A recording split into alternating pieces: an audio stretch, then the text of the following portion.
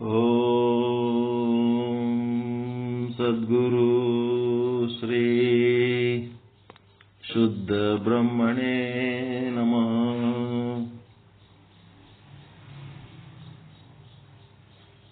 ಸಮಸ್ತ ಶುದ್ಧ ಬ್ರಹ್ಮ ಸ್ವರೂಪರಲ್ಲಿ ಅನಂತ ಅನಂತ ಪ್ರಣಾಮಗಳು.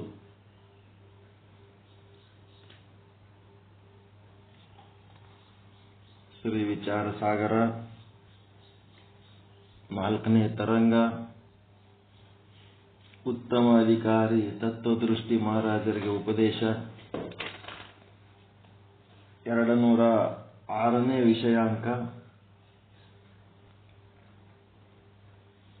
ಇಂದ್ರಿಯಕ್ಕೆ ಸಂಬಂಧವಿನ ಅಹಂ ಬ್ರಹ್ಮ ಯಹ ಜ್ಞಾನ ಕೈಸೆ ವೈ ಪ್ರತ್ಯಕ್ಷ ಪ್ರಭು ಮೋಕು ಕಹು ಬಖಾನ್ ಅಂತೇಳಿ 117ನೇ ವಿಷಯಾಂಕದಲ್ಲಿ 117ನೇ ವಿಷಯಾಂಕ ಇದು 206ನೇ ವಿಷಯಾಂಕ 117ನೇ ದೋಹ. ಏನಿದರ ಅರ್ಥ ಅಂದ್ರೆ ಇಂದ್ರಿಯ ಸಂಬಂಧವಿಲ್ಲದೆ ಅಹಂ ಬ್ರಹ್ಮ ಈ ಜ್ಞಾನವು ಪ್ರತ್ಯಕ್ಷವಾಗುವುದು ಹೇಗೆ ಸಂಭವಿಸುತ್ತದೆ ಅಂತ. ಇಲ್ಲಿ ಜ್ಞಾನ ಅಜ್ಞಾನ ಅನ್ನೋದು ಮೊದಲು ಚಂದ ತಿಳ್ಕೋಬೇಕು. ಜ್ಞಾನ ಅಂತಂದ್ರೆ ಪರಮಾತ್ಮ, ಆತ್ಮ, ಕೂಟಸ್ಥ ಬ್ರಹ್ಮ ಅಂದ್ರೆ ಏನು ಅಂತ ಗೊತ್ತು. ಅಜ್ಞಾನ ಅಂತಂದ್ರ ಆ ಒಂದು ಪರಮಾತ್ಮನ ವಿಚಾರ ಗೊತ್ತಿಲ್ಲ. ಐ ಡೋಂಟ್ ನೋ, ನನಗೆ ಗೊತ್ತು, ನನಗೆ ಗೊತ್ತಿಲ್ಲ. ಇದು ಜ್ಞಾನ ಅಜ್ಞಾನ. ಮತ್ತೆ ಅಸತ್ವಪಾದಕ ಆವರಣ, ಅಭಾನಾಪಾದಕ ಆವರಣ ಅಂತ ಎರಡದಾವ.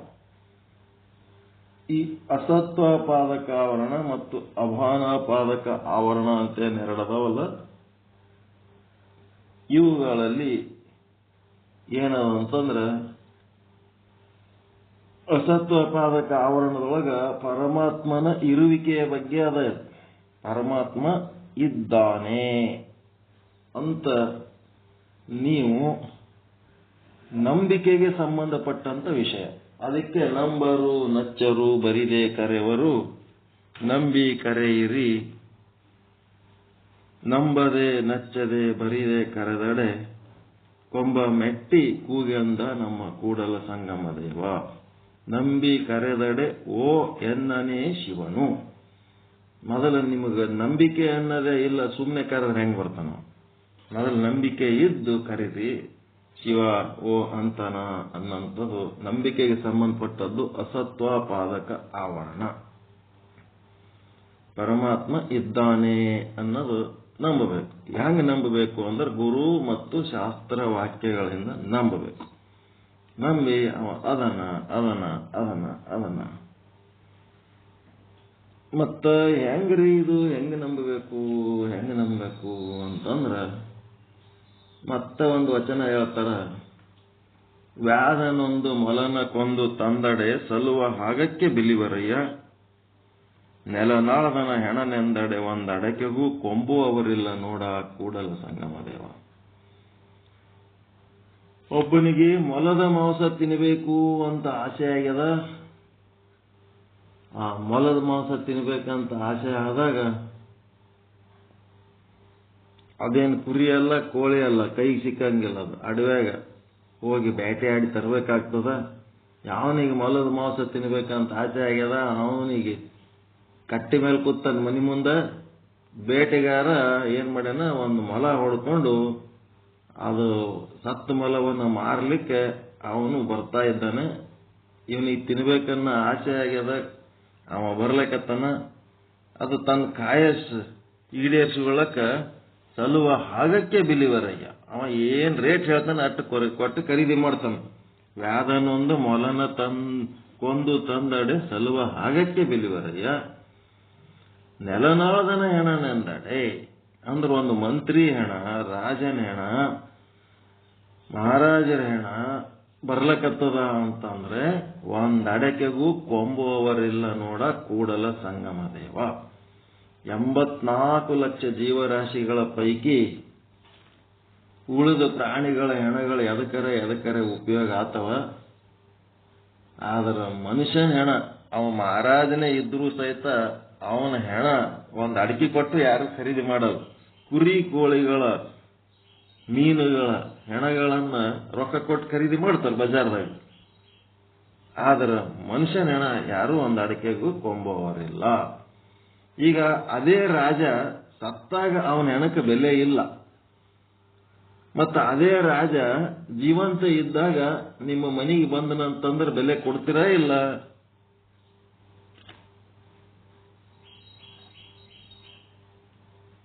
ರಾಜಗೆ ಬೆಲೆ ಕೊಡ್ತೀರಿಲ್ರಿ? ನೀವು ಬಿಜೆಪಿಯವರೇ ಇರಬಹುದು, ಆದ್ರೂ ಕಾಂಗ್ರೆಸ್ನ ಒಬ್ಬ ನಿಮ್ಮ ಮನೆಗೆ ಬಂದನಂತಂದ್ರೆ ಮರ್ಯಾದೆ ಕೊಡ್ತಿರಿಲ್ಲ ಅವನಿಗೆ? ಕೊಟ್ಟೆ ಕೊಡ್ತೀರಿ. ರಾಜ ಯಾವ ಪಾರ್ಟಿಯವ ಇದ್ರು ರಾಜನೇ ಅವ. ಯಾವ ಪಕ್ಷದವ ಇದ್ರೆ ಏನಾಗವ? ಅವನು ಎಲ್ಲ ಜನರ ಉದ್ಧಾರಕ್ಕಾಗಿ ರಾಜ ಹಾಕೊಂತಾನ. ಅಂತ ರಾಜ ಜೀವಂತ ಇದ್ದಾಗ ನಿಮ್ಮ ಮನೆಗೆ ಬಂದಾಗ ಅವನಿಗೆ ಅಷ್ಟು ಮರ್ಯಾದೆ ಕೊಟ್ರಿ, ಸತ್ತರ ಅವನ ಹೆಣಕ್ಕೆ ಒಂದು ಅಡಿಕೆ ಕೊಟ್ಟನ್ನು ಖರೀದಿ ಮಾಡ್ಲಕ್ ತಯಾರಿಲ್ಲಲ್ಲ. ಯಾಕ? ಸತ್ತಾಗನ ರಾಜನಿಗೆ ಜೀವಂತಿದ್ದ ರಾಜನಿಗೆ ಏನು ವ್ಯತ್ಯಾಸ ಆಯ್ತು?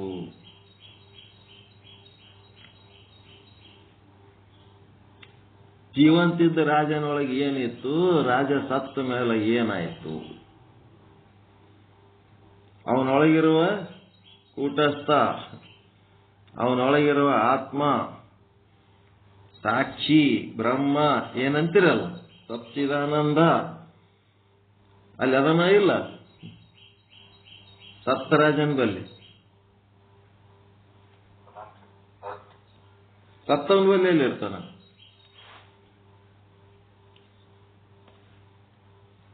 ಸತ್ತಿತ್ತಂತಂದ್ರೆ ಸತ್ತವನಿಗೆ ನೀವು ಅಷ್ಟೇ ಮರ್ಯಾದೆ ಕೊಡ್ಬೇಕಿತ್ತು. ಒಳಗಿತ್ತು ಅಂತಂದ್ರೆ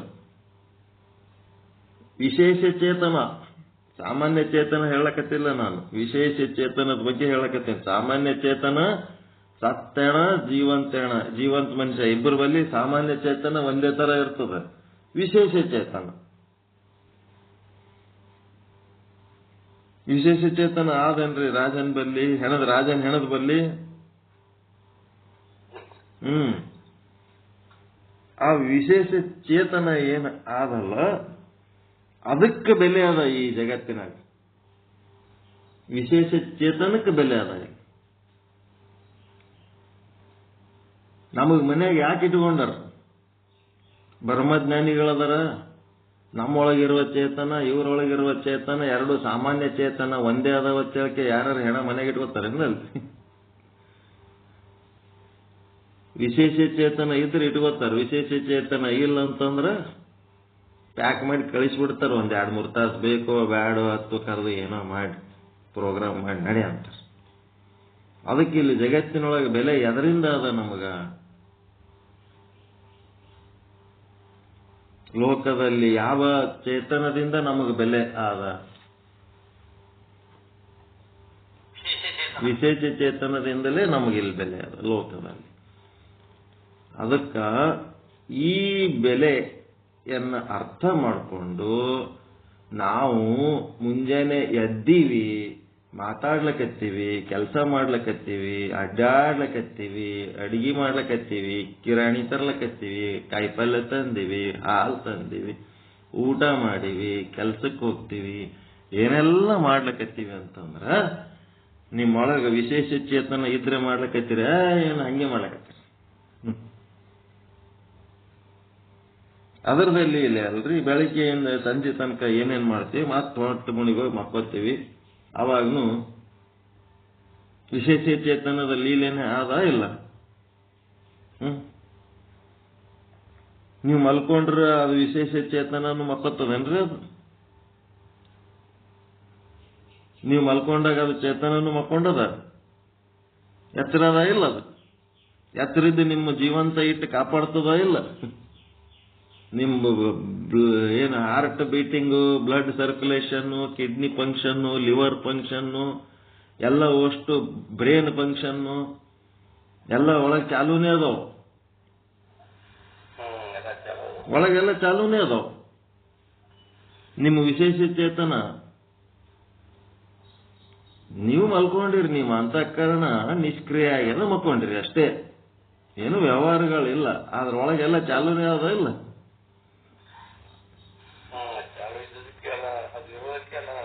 ಅದೇ ದೇವತೆ, ಅದೇ ದೇವರು, ಅದೇ ದೇವತೆ, ಅದೇ ದೇವರು. ಅನಿಮಿಷ, ನಿಮಿಷ ಅನ್ನೋ ಶಬ್ದ ತಿಳ್ಕೋಬೇಕಿಲ್ಲಿ. ಅನಿಮಿಷ, ನಿಮಿಷ ಅಂದ್ರೆ ಏನಂತ, ಅನಿಮಿಷ ಅಂದ್ರೆ ಏನು, ನಿಮಿಷ ಅಂದ್ರೆ ಏನ್ ತಿಳ್ಕೊಂಡ್ರಿ?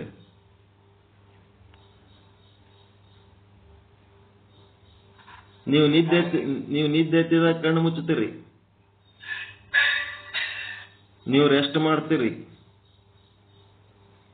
ಆದ್ರ ಇದಕ್ಕೇನಂತಾರ, ನಿಮಿಷ ಅಂತಾರ. ನಿಮಿಷ, ನಿಮಿಷ ಅಂದ್ರೆ ಏನು?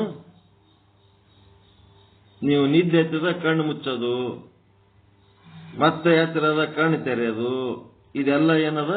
ಕಣ್ಣು ಮುಚ್ಚೋದು ತೆರೆಯೋದು ಏನ್ ಮಾಡ್ತೀರಿ? ಇದಕ್ಕೇನಂತಾರ? ನಿಮಿಷ ಅಂತಾರೆ. ಇದಕ್ಕೆ ಒಟ್ಟ ಕಣ್ಣೆ ಮುಚ್ಚಲ್ಲ ದೇವತೆಗಳು. ಅವ್ರಿಗೆ ನಿದ್ದೆ ಇಲ್ಲ, ರೆಸ್ಟ್ ಇಲ್ಲ, ತೆರೆದ ಕಣ್ಣು ತೆರೆದಂಗೆ ಇರ್ತು. ಜಾಗೃತದಾಗನು ನಿಮ್ಮ ಚೈತನ್ಯ ಹಂಗೆ ಇರ್ತದ ಇಲ್ಲ, ಕೆಲಸ ಮಾಡ್ತಿರ್ತದ. ಸ್ವಪ್ನದಾಗನು ಆ ಚೈತನ್ಯ ಹಂಗೆ ಕೆಲಸ ಮಾಡ್ತಿರ್ತದಿಲ್ಲ. ಮತ್ತು ಪೂರ್ತಿ ನಿದ್ದೆ ಎತ್ತಿದಾಗನು ಅದು ತನ್ನ ಕೆಲಸ ಮಾಡ್ಕೋತ ಇರ್ತದ ಇಲ್ಲ.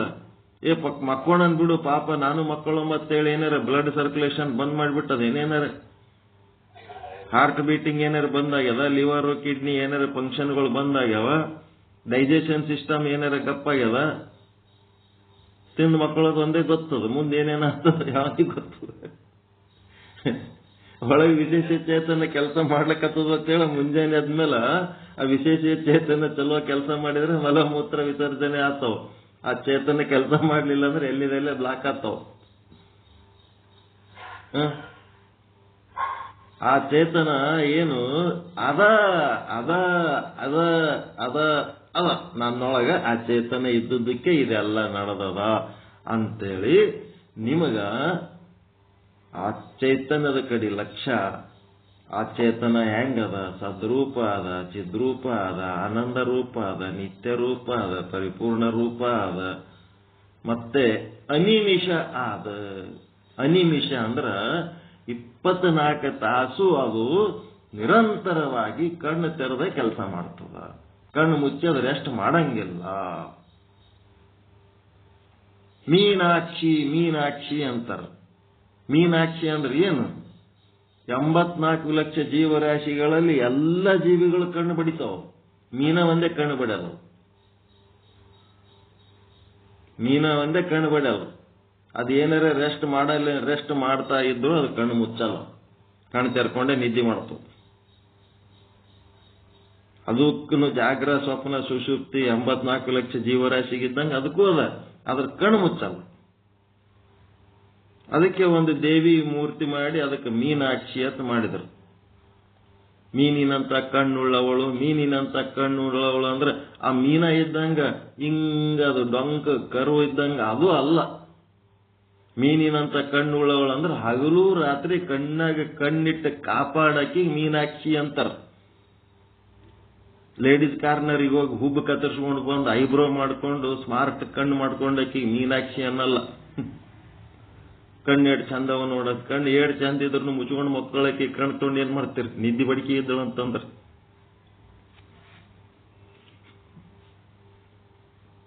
ಕಣ್ಣು ಹೆಂಗೆ ಹಾಕಿರಲ್ಲಕ ಹಗಲು ರಾತ್ರಿ ತೆರೆದಂಗಿದ್ದು ಸಂಸಾರವನ್ನ ಕಣ್ಣಾಗ ಕಣ್ಣಿಟ್ಟು ಕಾಪಾಡಕ್ಕೆ ಮೀನಾಕ್ಷಿ ಅಂತಾರ. ಶ್ರೇಷ್ಠ ಕುಲದ ಹೆಣ್ಣದು. ಗಂಡನ ಯೋಗಕ್ಷೇಮ ಮತ್ತೆ ಮಕ್ಕಳ ಯೋಗಕ್ಷೇಮ ಯಾವಾಗ ಏನು ಯಾಂತ ಜವಾಬ್ದಾರಿಯಿಂದ ಮಾಡಕ್ಕಿಗೆ ಮೀನಾಕ್ಷಿ ಅಂತಾರ.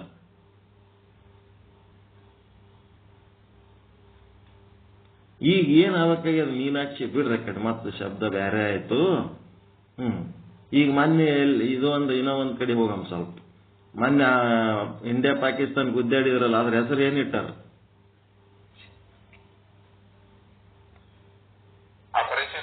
ಸಿಂಧೂರ್. ಸಿಂಧೂರ್ ಅಂದ್ರೆ ಏನು? ತಿಲಕ. ಆ ತಿಲಕ ಎಷ್ಟಿರ್ಬೇಕು, ಹೆಂಗಿರ್ಬೇಕು? ಕೆಲವೊಂದು ಹೆಂಗಸರು ಹಣಿ ನೋಡಿದ್ರ ಹಚ್ಚಿಕೊಂಡಿನಲ್ಲ ಅಂತ ಜಗಳಕ್ಕೆ ಬೀಳ್ತಾರ. ಅಲ್ಲಿ ನೋಡಿದ್ರ ಹಣಿ ಇಷ್ಟೇ ಸಣ್ಣದು ಇರ್ಬಿ ಹಚ್ಕೊಂಡಿರ್ತಾರ, ಚಿಕ್ಕಿ ಸಣ್ಣ ಹಚ್ಕೊಂಡಿರ್ತಾರ. ಇನ್ನ ಒಂದಿಷ್ಟು ಮಂದಿ ದೊಡ್ಡದು ಹಚ್ಕೊಂಡಿರ್ತಾರೆ. ದೊಡ್ಡದು ಹಚ್ಕೊಂಡ್ರೆ ಹೆಂಗ್ ಕಾಣ್ತಾರ ಅವರು? ರಾಕ್ಷಸರ ಗಂಡಂಗ್ ಕಾಣ್ತಾರೆ. ಕುಂಕುಮ ದೊಡ್ಡದಾಯ್ತು ಅಂತಂದ್ರ, ಸಣ್ಣದಾಯ್ತು ಅಂತಂದ್ರ ಗಂಡ ಸತ್ತವ್ರ ಕಂಡಂಗ್ ಕಾಣ್ತಿರ್ತಾರ. ಹೌದೇನಿ? ಗಂಡ ಯಾವ ಸತ್ತನ ನೋಡ್ಲಕ್ಕ ಹೋದ್ರೆ ಇರ್ತದ ಕುಂಕುಮ ಇಟೆ ಸಣ್ಣದ ಇರ್ಬಿ ಹತ್ತದಂಗ ಹಚ್ಕೊಂಡಿರ್ತಾರ. ವಿಧವೆಯರ್ ಕಂಡಂಗ್ ಕಾಣ್ತಿರ್ತಾರ. ಗಂಡ ಎದ್ದರು ಸಹಿತ ಕುಂಕುಮ ಈಟೆ ಹಚ್ಕೊಂಡಿರ್ತಾರ. ಅದು ಕುಂಕುಮ ಎಷ್ಟು ಸಣ್ಣ ಹಚ್ಕೋತಾರ ಅಷ್ಟು ಸುಖ ಕಡಿಮೆ ಆಗ್ತದ ಜೀವನದಾಗ. ಕುಂಕುಮ ಸುಮ್ಮನೆ ಬಹಳ ದೊಡ್ಡದ ಹಚ್ಕೊಂಡ್ರ ದುಃಖ ದೊಡ್ಡದಾಗ್ತದ ಅಂತ ತಿಳ್ಕೊರಿ. ಸುಮ್ಮನೆ ಎದ್ದೊತ್ತದ್ದು ದೊಡ್ಡ ಕುಂಕುಮ ಹಚ್ಕೊಂಡು ಅಕ್ಕರಾಳ ವಿಕರಾಳ ಕಂಡ್ರು ಅಂತಂದ್ರ ಅವ್ರಿಗೆ ದುಃಖ ದೊಡ್ಡದಾಗ್ತದ. ಕುಂಕುಮ ಸಣ್ಣದ ಹಚ್ಕೊಂಡ್ರು ಅಂದ್ರೆ ಅವ್ರದ್ದು ಸುಖ ಕ್ಷೀಣ ಆಗ್ತದ. ದುಃಖ ವೃದ್ಧಿ, ಸುಖ ಕ್ಷೀಣ. ಇಲ್ಲಿ ಏನಾಗಬೇಕಾಗ್ಯದ? ಬ್ಯಾಲೆನ್ಸ್ ಆಗ್ಬೇಕಾಗ್ಯದ. ಬ್ಯಾಲೆನ್ಸ್. ಸುಖ ದುಃಖ ಎರಡೂ ಅದಾವ ಖರೆ ಜೀವನದಾಗ. ಸುಖ ಕ್ಷೀಣ ಆಗ್ಲಾರ್ದಂತ ಸುಖ ಬೇಕು, ವೃದ್ಧಿ ಆಗ್ಲಾರ್ದಂತ ದುಃಖ ಬೇಕು ಅಂತಂದ್ರೆ ಅದು ಒಂದು ಕರೆಕ್ಟ್ ತನ್ನ ಹಣಿ ಸೈಜಿಗೆ ಎಷ್ಟು ಸೈಜ್ ಇದ್ರೆ ಚಂದ ಕಾಣ್ತದ ಅಷ್ಟೇ ಹಚ್ಕೋಬೇಕು. ಸಿಂಧೂರ ಎದ್ದೊತ್ತದ್ದು ಹಚ್ಕೋಬಾರ್ದು, ಪೂರ್ತಿ ಸಣ್ಣನು ಮಾಡ್ಕೋಬಾರ್ದು. ಅವ್ರ ಸುದ್ದಿಗೆ ಏನಾರವಾದ್ರೆ ಜಗಳಕ್ಕೆ ಬೀಳ್ತಾರೆ. ಯಾಕಂದ್ರೆ ಬುದ್ಧಿ ಕಡಿಮೆ ಇರ್ತದ ಅವ್ರಿಗೆ, ತಿಳ್ಕೊಳ್ಳೋ ಶಕ್ತಿನೇ ಇರಂಗಿಲ್ಲ, ಅಂಡರ್ಸ್ಟ್ಯಾಂಡಿಂಗ್ ಕೆಪಾಸಿಟಿ ಇರಲ್ಲ. ನಿನ್ಗೆ ಅದಕ್ಕೆ ಬೇಕಾ ಕುಂಕುಮ ಸುದ್ದಿ ಅಂತ ಜಗಳಕ್ಕೆ ಬಿದ್ದು ಬಿಡ್ತಾರೆ. ಯಾರೇ ಹಾಕೇ ಬಿಡ್ತಾರೆ. ಏನಾರ ಮೆಸೇಜ್ ಹಾಕಿದ್ರೆ ಸಾಕು ಉಲ್ಟಾ ಹೊಡೆದು ಬಿಡ್ತಾರೆ ಅವ್ರು. ಅಂಡರ್ಸ್ಟ್ಯಾಂಡಿಂಗ್ ಕೆಪಾಸಿಟಿ ಇರಲ್ಲ. ಎದಕ್ಕೆ ಹೇಳ್ತಾರೆ ಅನ್ನೋದೇ ಅರ್ಥ ಮಾಡ್ಕೊಳ್ಳಲ್ಲ. ಹೆಂಗ್ ಬೇಕಂಗೆ ಇರ್ತೀವಿ, ನಾವ್ ಹೆಂಗಿರ್ತೀವಿ ಹಂಗೆ ನಡ್ಸ್ಕೋಬೇಕು ನೀವು ಅನ್ನಂಗೆ ಮಾಡ್ತಾರ. ಅದಕ್ಕೊಂದು ಸ್ಟ್ಯಾಂಡರ್ಡ್ ಕೊಟ್ರು. ಹೆಂಗ್ ಕೊಟ್ರಪ್ಪ? ಅಷ್ಟಮಿ ಚಂದ್ರ ಅಂತ ಕೊಟ್ರು. ಅಷ್ಟಮಿ ಚಂದ್ರ ಅಂತಂದ್ರೆ ಏನ್, ಅದ್ರದ್ದು ಏನ್ ವಿಶೇಷತೆ ಏನಂತಂದ್ರೆ, ಈಗ ಶುಕ್ಲ ಪಕ್ಷ ಅಂತಂದ್ರೆ ಯಾವಾಗ ಅಂತಾರ್ರಿ ಅದಕ್ಕ? ಕೃಷ್ಣ ಪಕ್ಷ, ಶುಕ್ಲ ಪಕ್ಷ ಅಂತಿರಲ್ಲ.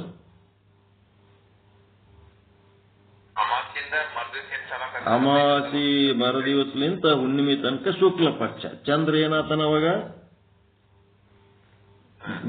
ಬೆಳಕೋತ್ ಹೋತನವ. ಮುಂದ ಹುಣ್ಣಿಮೆ ಮರದಿವಸಲಿಂತ ಅಮಾವಾಸ್ಯೆ ತನಕ ಕ್ಷೀಣ ಹಾಕೋತ್ ಹೋಗ್ತಾನ, ಕರಕೋತ್ ಹೋಗ್ತಾನ. ಆ ಅಷ್ಟಮಿ ದಿವಸ ಏನಿರ್ತದಂದ್ರ ಒಂದ್ ಕಡೆ ಬೆಳಕೋತ್ ಹೋಗ್ತಾನ, ಒಂದ್ ಕಡೆ ಕರಕೋತ್ ಹೋಗ್ತಾನ. ಆದ್ರ ಅಷ್ಟಮಿ ದಿವಸ ಆ ಚಂದ್ರನ ಸೈಜ್ ಕೃಷ್ಣ ಪಕ್ಷದಾಗೆ ಇರ್ಲಿ, ಶುಕ್ಲ ಪಕ್ಷದಾಗೆ ಇರ್ಲಿ, ಆ ಚಂದ್ರನ ಸೈಜ್ ಈಕ್ವಲ್ ಇರ್ತದ. ಈಕ್ವಲ್ ಸೈಜ್ ಇರ್ತದ ಒಂದು ಅಷ್ಟಮಿ ದಿವಸ. ಶುಕ್ಲ ಪಕ್ಷದ ಅಷ್ಟಮಿಯಾಗನು ಅಷ್ಟೇ, ಕೃಷ್ಣ ಪಕ್ಷದ ಅಷ್ಟಮಿ ಒಳಗನು ಅಷ್ಟೇ. ಅದರ ಅರ್ಥ ಏನಂತಂದ್ರೆ, ಜೀವನದಲ್ಲಿ ಸುಖ ದುಃಖ ಏನಿದ್ರು ಸಹಿತ ತನ್ನ ಒಂದು ಸ್ಥಿತಿ, ಮನಸ್ಥಿತಿ ಬ್ಯಾಲೆನ್ಸ್ನಾಗ ಇರಬೇಕು ಅಂತ. ಬ್ಯಾಲೆನ್ಸ್ನಾಗ ಇರಬೇಕು. ಅದಕ್ಕೆ ಆ ಚಂದ್ರ ಅಷ್ಟಮಿ ದಿವಸ ಚಂದ್ರನ ಪೂಜೆ ಮಾಡೋದು ತಪ್ಪಿಸ್ಬೇಡ. ನಮ್ಮ ಜೀವನದೊಳಗೆ ಬ್ಯಾಲೆನ್ಸ್ ಇರಬೇಕು ಅಂತಂದ್ರ ಒಂದಿಷ್ಟು ಚಂದ್ರನನ್ನ ಕಣ್ಣೆತ್ತಿ ನೋಡ್ರಿ. ಸುಮ್ನೆ ನೋಡ್ಲಕ್ಕಾಗಲ್ಲ, ಒಂಚೂರು ಒಂದು ಕಳಸ ತುಂಬಿ ಅಷ್ಟಮಿ ದಿವಸ ಚಂದ್ರನ ಪೂಜೆ ಮಾಡಿ. ಶುಕ್ಲ ಪಕ್ಷದ್ದಾದರೂ ಇರ್ಬೋದು, ಕೃಷ್ಣ ಪಕ್ಷದ್ದಾದರೂ ಇರ್ಬೋದು. ಒಂದೆರಡು ಹನಿ ನೀರು ಸಿಂಪಡಿಸಿ ಒಂಚೂರು ನಿಮ್ ಕುಂಕುಮ ಅದು ಏನದ ಚಂದ್ರಗ ಸಮರ್ಪಣೆ ಮಾಡಿ ನಮಸ್ಕಾರ ಮಾಡ್ರಿ. ಜೀವನದಾಗ ಬ್ಯಾಲೆನ್ಸ್ ಬೇಕಿತ್ತು ಅಂತಂದ್ರೆ ಗಂಡಸರು ಮಾಡ್ಬೇಕು, ಹೆಣ್ಮಕ್ಳು ಮಾಡ್ಬೇಕು. ಅದರದ ಅರ್ಥ ತಿಳ್ಕೊಂಡು ಮಾಡಿದ್ರಿ ಅಂತಂದ್ರೆ ನನ್ನ ಜೀವನದಾಗ ಬ್ಯಾಲೆನ್ಸ್ ಲಿಂಕ್ ಇರಬೇಕು ಅನ್ನೋಂತ ಒಂದು ಅರಿವು ಮೂಡ್ತದೆ. ನಾವು ಬ್ಯಾಲೆನ್ಸ್ನಾಗ ಬಂದು ಬಿಡ್ತೀವಿ, ಅದು ಗೊತ್ತೇ ಇಲ್ಲಲ್ಲ. ಇವೆಲ್ಲ ಸಂಸ್ಕಾರಗಳು ಸುಮ್ಮನೆ ಮಾಡಿಲ್ಲ ಮೊದಲೇನವ್ರು. ಚಂದ್ರನ ಪೂಜೆ ಮಾಡೋದು, ಅದು ಮಾಡೋದು. ಅಷ್ಟಮಿ ಚಂದ್ರ ಅಂತಂದ್ರೆ ಬ್ಯಾಲೆನ್ಸ್ ಇರೋದು, ಒಂದೇ ಸೈಜ್ ಇರ್ತದೆ. ಏನಪ್ಪ ನೆಕ್ಸ್ಟ್ ಅಂದ್ರ ಅದನ ನನ್ನೊಳಗ ಬ್ರಹ್ಮ ಅದನ, ಚೈತನ್ಯ ಅದನ, ಇದ್ದದಕ್ಕೆ ನಂದಿದೆಲ್ಲ ನಡೆದದ ಅಂತೇಳಿ ಈ ರೀತಿ ನೀವು ತಿಳ್ಕೊಳ್ಳೋದು. ಪರಮಾತ್ಮ ಅಂತ ಒಬ್ಬ ಇದ್ದಾನೆ, ಸಚ್ಚಿದಾನಂತ ಅಂತ ಒಬ್ಬ ಇದ್ದಾನೆ ಅಂತ ತಿಳ್ಕೊಂಡ್ರೆ ಅದಕ್ಕೇನಂತೀರಿ?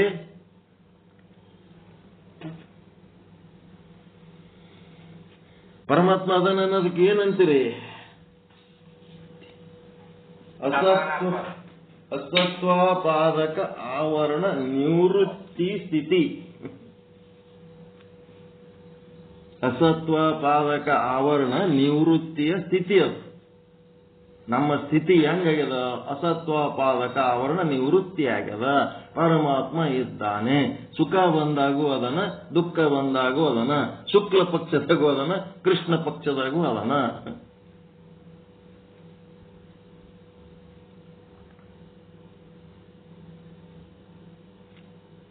ಮತ್ತೆ ಅಸತ್ವಾಪಾದಕ ಆವರಣ ಪ್ರವೃತ್ತಿಯ ಸ್ಥಿತಿ ಒಳಗಿದ್ದಾಗ ಹೆಂಗಿರ್ತದ?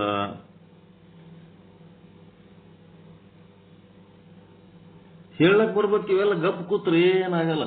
ಇವು ಪ್ರಾಕ್ಟೀಸ್ ಆಗತ್ತ, ನಾ ಮುಂದೆ ಹೋಗಂಗಿಲ್ಲ. ಎಲ್ಲ ಓಟು ಓದಿರಿ, ಹೇಳಕ್ ಬರಲ್ಲ ಕೇಳಿದ್ರೆ.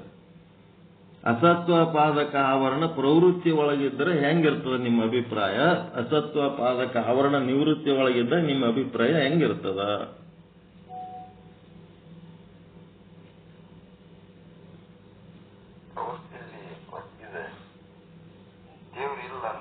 ಇಲ್ಲ, ಪರಮಾತ್ಮ ಇಲ್ಲ ಅಂತ ಸರಳವಾಗಿ ಬರ್ಬೇಕದು.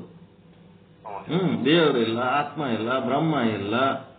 ಅದೇನು ಅಸತ್ವಾಪಾದಕ ಆವರಣ ಪ್ರವೃತ್ತಿ ಒಳಗಿತ್ತು. ಆವರಣ ಅಂದ್ರೆ ಅಜ್ಞಾನ.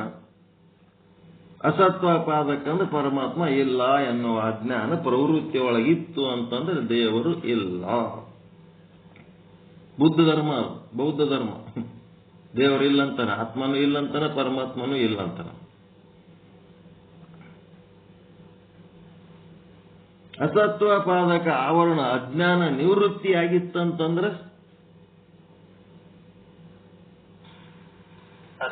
ಅದನ, ಇಷ್ಟೇ. ಅದನ ಇಲ್ಲ, ಗೊತ್ತು ಗೊತ್ತಿಲ್ಲ, ಜ್ಞಾನ ಅಜ್ಞಾನ, ಅದನ ಇಲ್ಲ ಅಂತಂದ್ರೆ ಅಸತ್ವಪಾದಕ ಆವರಣ ನಿವೃತ್ತಿ ಆದ್ರೆ ಅದನ್ನಂತೀವಿ. ಅಸತ್ವಪಾದಕ ಆವರಣ ಪ್ರವೃತ್ತಿ ಒಳಗಿದ್ರೆ ಇಲ್ಲ ಅಂತೀವಿ. ಯಾರೋ ಪ್ರವೃತ್ತಿ ಒಳಗದಾರ, ಯಾರೋ ಇಲ್ಲ ಅಂತಾರಂತಲ್ಲ. ನಮ್ಮದೇ ಸ್ಥಿತಿ. ನಾವೇ ಏನಾರ ಗಂಭೀರ ಸಮಸ್ಯೆಗೆ ಒಳಗಾದ ಹೊತ್ನಾಗ ದೇವರಿದ್ರೆ ಹಿಂಗ್ಯಾಕೆ ಆಗ್ತಿತ್ರಿ ನಮ್ಮ ಮನೆ ಬರ, ದೇವರಿಲ್ಲ ಅಂತೀವಿ ಅಂತಂದ್ರೆ ಆ ಸಮಯದಲ್ಲಿ ನಾವ್ ಎಂತ ಪ್ರವೃತ್ತಿ ಒಳಗಿರ್ತೀವಿ, ಎಂತ ನಿವೃತ್ತಿ ಒಳಗಿರ್ತೀವಿ?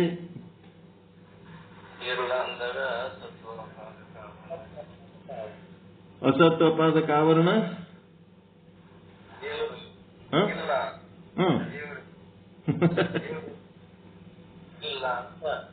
ಅಸತ್ವಪಾದಕ ಆವರಣ. ನಾನು ಈಗ ದೇವರಿಲ್ಲ ಅಂತೀನಿ. ಈಗ ನಾನೀಗ ಯಾವ್ದ್ರಾಗದೀನಿ? ಅಸತ್ವಪಾದಕ ಆವರಣ ಪ್ರವೃತ್ತಿ ಒಳಗದೇನೆ, ನಿವೃತ್ತಿ ಒಳಗದೇನೆ? ಪ್ರವೃತ್ತಿ ಒಳಗದೀನಿ. ಅಸತ್ವಪಾದಕ ಆವರಣ ಪ್ರವೃತ್ತಿ ಒಳಗಿದ್ದಾಗ ನಾ ದೇವರಿಲ್ಲ ಅಂತೀನಿ. ಅಸತ್ವಪಾದಕ ಆವರಣ ಅದು ಅಜ್ಞಾನ ನಿವೃತ್ತಿ ಆದಾಗ ನಾ ಏನಂತೀನಿ? ದೇವರ ಅದನ ಅಂತೀನಿ. ನೋಡ್ರಿ, ಆ ಶಬ್ದ ನಿಂಬಲ್ಲಿ ಅರ್ಥ ಅದ, ಶಬ್ದ ಗದ್ದಲಕ್ಕೆ ಹಾಕ್ಲಕ್ಕತ್ತದ ನಿಮಗೆ. ಅಲ್ಲಿ ನಿವೃತ್ತಿ ಪ್ರವೃತ್ತಿ ಅಂದ ಕೂಡ್ಲೇನೆ ಅದನ ಇಲ್ಲ. ಪ್ರವೃತ್ತಿ ಒಳಗ ಇಲ್ಲ ಅಂತದ, ನಿವೃತ್ತಿ ಒಳಗ ಅದನ ಅಂತದ. ಉಲ್ಟಾ ಅದ. ಅದನ್ನೇ ಮುಂದೆ ಹೋಗ್ಬೇಕು. ಅಭಾನಪಾದಕ ಆವರಣ. ಕೊಡ ಆದ ಇಲ್ಲ, ಘಟ ಆದ ಇಲ್ಲ, ಇದು ಆಯ್ತು. ಘಟ ಇದ್ರ ತೋರ್ಬೇಕಾಗಿತ್ತಲ್ಲ, ನನ್ನ ಅನುಭವಕ್ಕೆ ಬರಬೇಕಾಗಿತ್ತಲ್ಲ, ಕಾಣಬೇಕಾಗಿತ್ತಲ್ಲ. ಏನಿದು? ಅಭಾನಪಾದಕ ಆವರಣ ಪ್ರವೃತ್ತಿ ಒಳಗಿದ್ದೀನಿ ಅಂತಂದ್ರೆ, ಆವರಣದ ಪ್ರವೃತ್ತಿ ಒಳಗಿದ್ದೀನಿ ಅಂತಂದ್ರೆ ನಾ ಏನಂತೀನಿ? ಬ್ರಹ್ಮನ ಅನುಭವ ನನಗೆ ಇಲ್ಲ. ಅಂಥದ್ದೇನು ನನಗೆ ಅನುಭವ ಇಲ್ಲಪ್ಪ, ಅಂತ ಅನುಭವ ನನಗಾಗಿಲ್ಲ.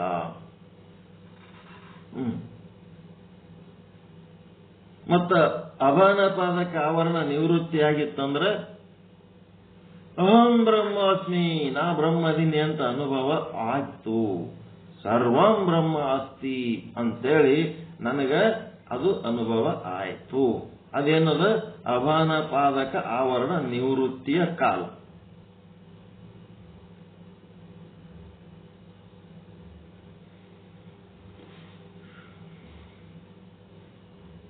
ಅಹಂ ಬ್ರಹ್ಮ ಅಸ್ಮಿ ಅಂತಂದ್ರ, ಸರ್ವಂ ಬ್ರಹ್ಮ ಅಸ್ತಿ ಅಂತಂದ್ರ ಅಭಾನಪಾದಕ ಆವರಣ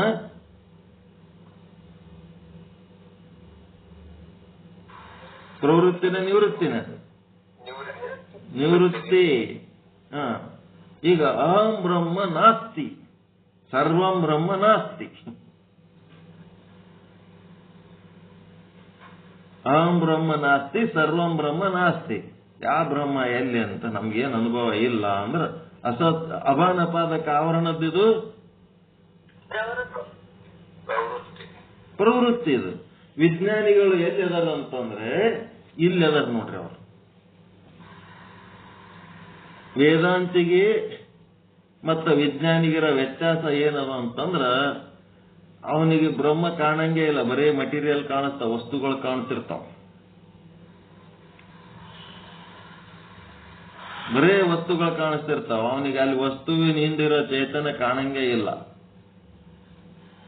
ಅಹಂ ಬ್ರಹ್ಮ ನಾಸ್ತಿ, ಸರ್ವಂ ಬ್ರಹ್ಮ ನಾಸ್ತಿ. ಅವಕ್ಕೆ 105 ಮೂಲ ವಸ್ತುಗಳಂತೇಳಿ ಮಾಡಿ 105 ಎಲಿಮೆಂಟ್ಸ್ ಅವು ಇವು ಮಾಡಿಕೆ ಅವನೇ ಕೆಲವೊಂದು ಹೆಸರುಗಳು ಕೊಟ್ಬಿಟ್ಟನ. ಆ ಹೆಸರಿನ ಪ್ರಕಾರ ನಡೆದು ಬಿಟ್ಟು ಅದರಿಂದ ಬ್ರಹ್ಮನ ಬಗ್ಗೆ ಏನು ಗೊತ್ತಿಲ್ಲ. ಆ ವಸ್ತುಗಳು ಹೆಂಗ್ ಅದಾವತ್ ಹೇಳ್ತಾನ, ಆದ್ರ ಆ ವಸ್ತುಗಳು ಅಲ್ಲಿ ಯಾಕದವತ್ ಹೇಳಕ್ ಬರಂಗಿಲ್ಲ ವಿಜ್ಞಾನಿಗೆ. ಯಾಕದವ ಅಂತ ಹೇಳಕ್ ಬ್ರಹ್ಮ ಬೇಕು, ಬ್ರಹ್ಮ ಜ್ಞಾನ ಬೇಕು. ಎಲ್ಲಿ ಗೊತ್ತೀಗ ಅಸತ್ವ ಪಾದಕ ಆವರಣ ಅಭಾನ ಪಾದಕ ಆವರಣ ಆಯ್ತು. ಈಗೇನಾಗ್ಯದ, ಈ ಒಂದು ಬ್ರಹ್ಮಜ್ಞಾನದೊಳಗ ಪರೋಕ್ಷ ಬ್ರಹ್ಮಜ್ಞಾನ, ಅಪರೋಕ್ಷ ಬ್ರಹ್ಮಜ್ಞಾನ ಅಂತಂದ್ರ, ಪರೋಕ್ಷ ಬ್ರಹ್ಮಜ್ಞಾನ ಅಂದ್ರ ಅಸತ್ವ ಪಾದಕ ಆವರಣ. ಆವರಣ ನಿವೃತ್ತಿನ ಪ್ರವೃತ್ತಿನ ಪರೋಕ್ಷ ಬ್ರಹ್ಮಜ್ಞಾನ ನಿವೃತ್ತಿ. ಅಪರೋಕ್ಷ ಬ್ರಹ್ಮಜ್ಞಾನ ಅಂತಂದ್ರೆ ಅಭಾನ ಪಾದಕ ಆವರಣ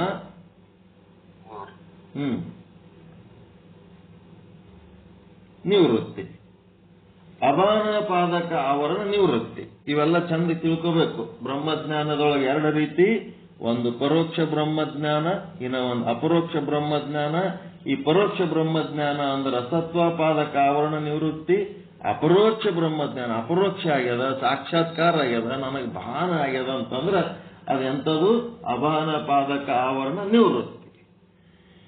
ಈಗೇನಾಯ್ತು, ಪರಮಾತ್ಮ ಅದನ ಅಂತಿಷ್ಟು ತಿಳ್ಕೊಂಡ್ಬಿಟ್ರೆ ಪರೋಕ್ಷ ಬ್ರಹ್ಮಜ್ಞಾನ ಆಯ್ತು, ಅದು ಮುಗೀತು ಕೆಲಸ. ಇಲ್ಲೇನದ ಅಭಾನ ಪಾದಕ ಆವರಣ ಅಂತ ಏನ್ ಆದಲ್ಲ, ಈ ಅಭಾನ ಪಾದಕ ಆವರಣದೊಳಗ ದೃಢ ಅಪರೋಕ್ಷ ಬ್ರಹ್ಮಜ್ಞಾನ, ಅದೃಢ ಅಪರೋಕ್ಷ ಬ್ರಹ್ಮಜ್ಞಾನ. ಈ ಅಭಾನ ಪಾದಕ ಆವರಣ ನಿವೃತ್ತಿ ಏನಾಗ್ತದ, ಅದು ಒಂದು ಕಡೆ ಸದೃಢ ಅದ, ಇನ್ನೊಂದು ಕಡೆ ಅದೃಢ ಅದ. ಅದಕ್ಕ ಸದೃಢವಾಗಿದ್ದೆವದು ಅದೃಢವಾಗಿದ್ದೆವದು ಅಂತಂದ್ರೆ ಅಸಂಭಾವನ ದೋಷ ಮತ್ತು ವಿಪರೀತ ಭಾವನ ದೋಷಗಳನ್ನ ತನ್ನ ಬುದ್ಧಿಯಲ್ಲಿಟ್ಟುಕೊಂಡು ಆ ಸಾಧಕ ಏನ್ ಮಾಡನ, ಬ್ರಹ್ಮ ನಾನದೀನಿ ಅಂತೇಳಿ ಅನುಭವಿಸಿದಂಗ ತಲೆ ಹಾಕ್ಲಕತ್ತಾನ ಗುರುವಿನ ಮುಂದ. ಅದಕ್ಕೇನಂತಾರೆ, ಅಸಂಭಾವನ ದೋಷ ವಿಪರೀತ ಭಾವನಾ ದೋಷ ಸಹಿತವಾದಂಥ ಒಂದು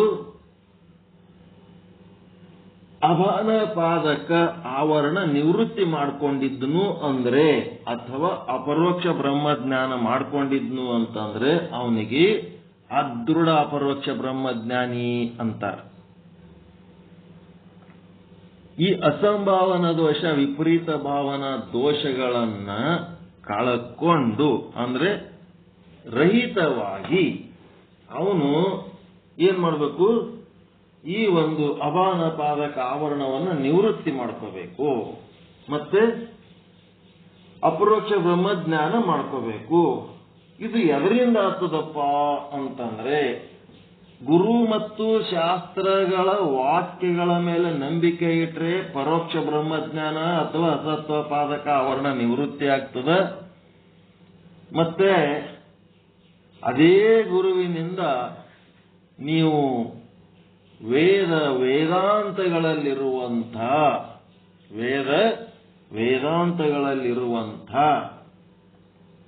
ಏನು ಮಹಾವಾಕ್ಯಗಳ ಅರ್ಥಗಳನ್ನ ಶ್ರವಣ ಮಾಡಿ, ಮನನ ಮಾಡಿ, ನಿಧಿಧ್ಯಾಸನ ಮಾಡಿ, ತತ್ವಂ ಪದಾರ್ಥ ಸಂಶೋಧನೆಯಲ್ಲಿ ಮುಳುಗಿದವರಿಗೆ ಅಪರೋಕ್ಷ ಬ್ರಹ್ಮಜ್ಞಾನ ಆಗ್ತದ. ಮಹಾವಾಕ್ಯಗಳ ಶಬ್ದ ಕೇಳೋದ್ರಿಂದ ಅಲ್ಲ, ಅರ್ಥಗಳನ್ನ ಗ್ರಹಿಸಬೇಕು. ಮಹಾವಾಕ್ಯಗಳ ಅರ್ಥಗಳನ್ನ ಗ್ರಹಿಸಬೇಕು. ಅಹಂ ಬ್ರಹ್ಮಾಸ್ಮಿ, ತತ್ವಮಸಿ, ಅಯಮಾತ್ಮ ಬ್ರಹ್ಮ, ಪ್ರಜ್ಞಾನಂ ಬ್ರಹ್ಮ ಏನದವ, ಆ ಮಹಾವಾಕ್ಯಗಳ ಅರ್ಥಗಳನ್ನ ಗ್ರಹಿಸಬೇಕು. ಎಲ್ಲಿ ಗುರು ಮುಖೇನ ಶ್ರವಣ ಮಾಡಬೇಕು. ಮಾಡಿ ಆ ಅರ್ಥಕ್ಕೆ ನಾವು ಸಂಸ್ಕಾರ ಪಡ್ಕೋಬೇಕು. ಆ ಅರ್ಥದ ಸಂಸ್ಕಾರ, ಸಂಸ್ಕೃತಿ ಎಲ್ಲ ಹೊಂದಬೇಕು. ನಾವು ನಮ್ಮ ಮೇಲೆ ಅದರ ಪ್ರಭಾವ ಮಾಡ್ಕೋಬೇಕು, ಮನನ ಮಾಡ್ಕೋಬೇಕು. ಮನಸ್ಸಿನಾಗ ಅರ್ಥವನ್ನೇ ನಾವು ಮನನ ಮಾಡ್ಕೋಬೇಕು. ಆಮೇಲೆ ಏನ್ ಮಾಡ್ಬೇಕು, ಅದನ್ನೇ ನಿಧಿಧ್ಯಾಸನ, ಅಪ್ರಯತ್ನ ಪೂರ್ವಕವಾಗಿ ನಾ ಬ್ರಹ್ಮ ಅದೀನಿ ಅನ್ನೋದು ಯಾರೋ ಹೇಳ್ಯಾರಂತಲ್ಲ, ಎಲ್ಲೋ ಬರ್ದಾರಂತಲ್ಲ, ನಿಮಗೆ ಅನುಭವ ಆಗಬೇಕು.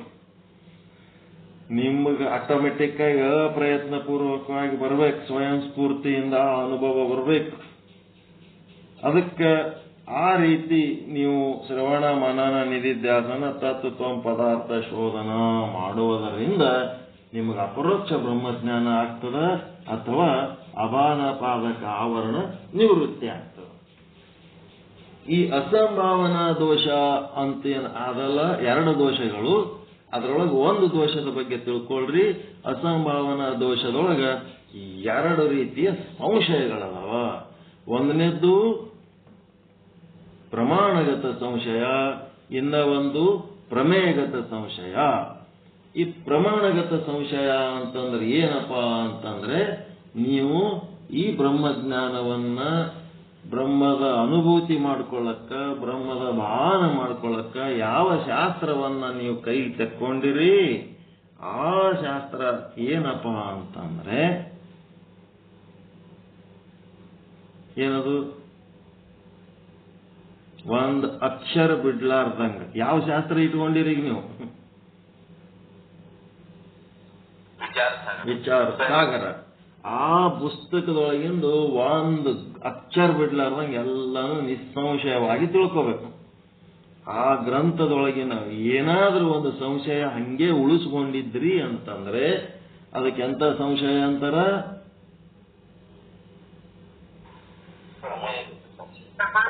ಪ್ರಮಾಣಗತ ಸಂಶಯ ಅಂತಾರ. ಪ್ರಮಾಣಗತ ಸಂಶಯ. ಮತ್ತ ಅದನ್ನ ಗ್ರಂಥವನ್ನ ಪರ್ಫೆಕ್ಟ್ ಆಗಿ ತಿಳ್ಕೊಳ್ಳೋದ್ರ ಜೊತೆಗೆ ನೀವು ಸಹಿತ ಒಂದು ಚೂರು ಸಂಶಯ ಇರಲಾರ್ದಂಗ ನಾ ಬ್ರಹ್ಮ ಅದೀನಿ, ನನ್ನ ಸ್ವರೂಪನೇ ಬ್ರಹ್ಮ ಸ್ವರೂಪ ಅದ ಅಂತೇಳಿ ನೀವು ಭಾನ ಮಾಡ್ಕೊಳ್ಳೋದು. ಅಂಥದೊಂದು ಭಾನ ಮಾಡ್ಕೊಳ್ಳೋದಕ್ಕೆ ಅದಕ್ಕೇನಂತಾರ? ಅದು ನಾ ಬ್ರಹ್ಮ ಅದೀನೋ ಇಲ್ಲೋ, ನಾ ಬ್ರಹ್ಮ ಅದೀನೋ ಇಲ್ಲೋ ಅಂತ ಅನ್ಸಿದ್ರೆ ಪ್ರಮೇಯಗತ ಸಂಶಯ. ಪ್ರಮೇಯಗತ ಸಂಶಯದ ಪ್ರವೃತ್ತಿ ಅದು. ನಾ ಬ್ರಹ್ಮ ಇದೀನೋ ಇಲ್ಲೋ ಅಂತೇಳಿ ನಿಮ್ಮೊಳಗೆ ಡೌಟ್ ಇತ್ತು ಅಂತಂದ್ರೆ ಪ್ರಮೇಯಗತ ಸಂಶಯದ ಪ್ರವೃತ್ತಿ. ಪ್ರಮೇಯಗತ ಸಂಶಯದ ನಿವೃತ್ತಿ ಆಗಿತ್ತಂದ್ರ ಗಟ್ಟಿಯಾಗಿ ಹೇಳ್ತೀರಿ ನೀವು ಏನಂತ? ಅಹಂ ಬ್ರಹ್ಮಾಸ್ಮಿ. ಅಹಂ ಬ್ರಹ್ಮಾಸ್ಮಿ ಅಂತ ಯಾರು ಗಟ್ಟಿ ಹೇಳಕ್ ಸಾಧ್ಯ ಅದಂದ್ರ ಪ್ರಮೇಯಗತ ಸಂಶಯ ನಿವೃತ್ತಿಯಾಗಿ ಪ್ರಮಾಣಗತ ಸಂಶಯ ನಿವೃತ್ತಿ ಆದವ್ರು ಅದು ಗಟ್ಟಿಯಾಗಿ ಹೇಳಕ್ ಬರ್ತದೆ. ಅದಕ್ಕೆ ಇದು ಪ್ರಮೇಯಗತ ಪ್ರಮಾಣಗತ ಗೊತ್ತಾಯ್ತು. ಇದು ಅಸಂಭಾವನಾ ದೋಷದ ಎರಡು ಸಂಶಯಗಳು. ಪುಸ್ತಕನೊಳಗಿನ ಸಂಶಯ, ತನ್ನ ಬುದ್ಧಿ ಒಳಗಿನ ಸಂಶಯಗಳು, ಇವೇನದವ ಪ್ರಮೇಯಗತ ಪ್ರಮಾಣಗತಗಳು. ಆ ಎರಡೂ ಸಂಶಯಗಳು ಕಳ್ಕೊಂಡ್ರಿ ಅಂತಂದ್ರೆ ನಾ ಬ್ರಹ್ಮಾದೀನಿ ಅನ್ನೋದು ಪಕ್ಕ ಆಗಬೇಕು. ನಾನು ಹಿಡಿದ ಶಾಸ್ತ್ರದೊಳಗೆ ಯಾವ ಪೇಜ್ನಾಗ ಏನ್ ವಿಷಯ ಅದ ಪ್ರತಿಯೊಂದು ಕೇಳಿದ್ರೆ ಹೇಳ್ತೀನಿ ಅನ್ನೋಂಥ ಕಾನ್ಫಿಡೆನ್ಸ್ ಬರಬೇಕು. ಅವೆರಡು ಬಂತು ಅಂತಂದ್ರೆ ಅವೆರಡು ಸಂಶಯಗಳ ನಿವೃತ್ತಿ ಆದ್ರೆ ನಿಮ್ಮೊಳಗಿಂದ ಅಸಂಭಾವನಾ ದೋಷ ಪ್ರವೃತ್ತಿ ಅನ್ನೋದಲ್ಲ, ಅದು ಹೋಗಿ ನಿವೃತ್ತಿ ಆಗ್ಬಿಡ್ತದೆ, ದೋಷ ನಿವೃತ್ತಿ ಆಗ್ಬಿಡ್ತದೆ. ಇನ್ನ ಒಂದೇನದ ದೋಷ, ವಿಪರೀತ ಭಾವನಾ ದೋಷ. ಇದು ದೊಡ್ಡ ಸಮಸ್ಯೆ. ವಿಪರೀತ ಭಾವನಾ ದೋಷ ಅಂತಂದ್ರೆ ಏನಪ್ಪ? ವಿರುದ್ಧ ಒಲ್ಲದ ಗಂಡನ ಸಂಗಡ ಸಂಸಾರ ಮಾಡ್ದಂಗ ಅನಿವಾರ್ಯವಾಗಿ ಇರಬೇಕಾಗ್ಯದ. ಮಕ್ಕಳ ಮಾರಿ ನೋಡಿ ಇರಬೇಕಾಗ್ಯದ. ಇವನ್ ಸಂಗಡ ನನಗೇನು ಇರ್ಬೇಕನ್ನೋದು ಏನು ಇಷ್ಟ ಇಲ್ಲ. ಇಕ್ಕಿ ಸಂಗಟ ನಾವ್ ಇರ್ಬೇಕಂತ ಇಷ್ಟ ಇಲ್ಲ. ಆದ್ರೆ ಮಕ್ಕಳ ಮಾರಿ ನೋಡಿ ಹಿಂಗ ಬೇರೆ ಯಾವುದೋ ಕಾರಣಕ್ಕ ಗುರುವಿನ ಮುಂದೆ ಕೂತು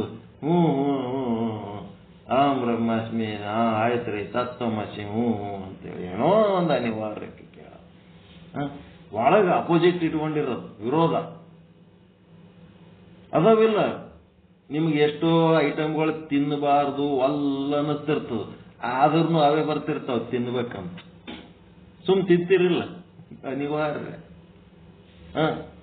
ಎಷ್ಟೋ ಮಂದಿ ಮಾರಿ ನೀವು ನೋಡ್ಬೇಕನ್ಸಂಗಿಲ್ಲ, ಆದ್ರೂ ಅವರೇ ಎದುರು ಬರ್ತಾರ. ಆದ್ರೂ ಏನ್ ಮಾಡ್ತೀರಿ? ಅವ್ರ ಸಂಗಡ ಮಾತಾಡತ್ತೀರಿ, ಅನಿವಾರ್ಯ. ಏನಾಗ್ಯದ? ನೀವು ಮಾತಾಡ್ತೀರಿ, ನೀವು ಅವ್ರ ಸಂಗಟ ಎಲ್ಲ ಚಲೋ ಇದೀರಿ ಅಂತಂದ್ರ ಒಳಗೆ ಸ್ವಚ್ಛ ಇದಿರೇನು?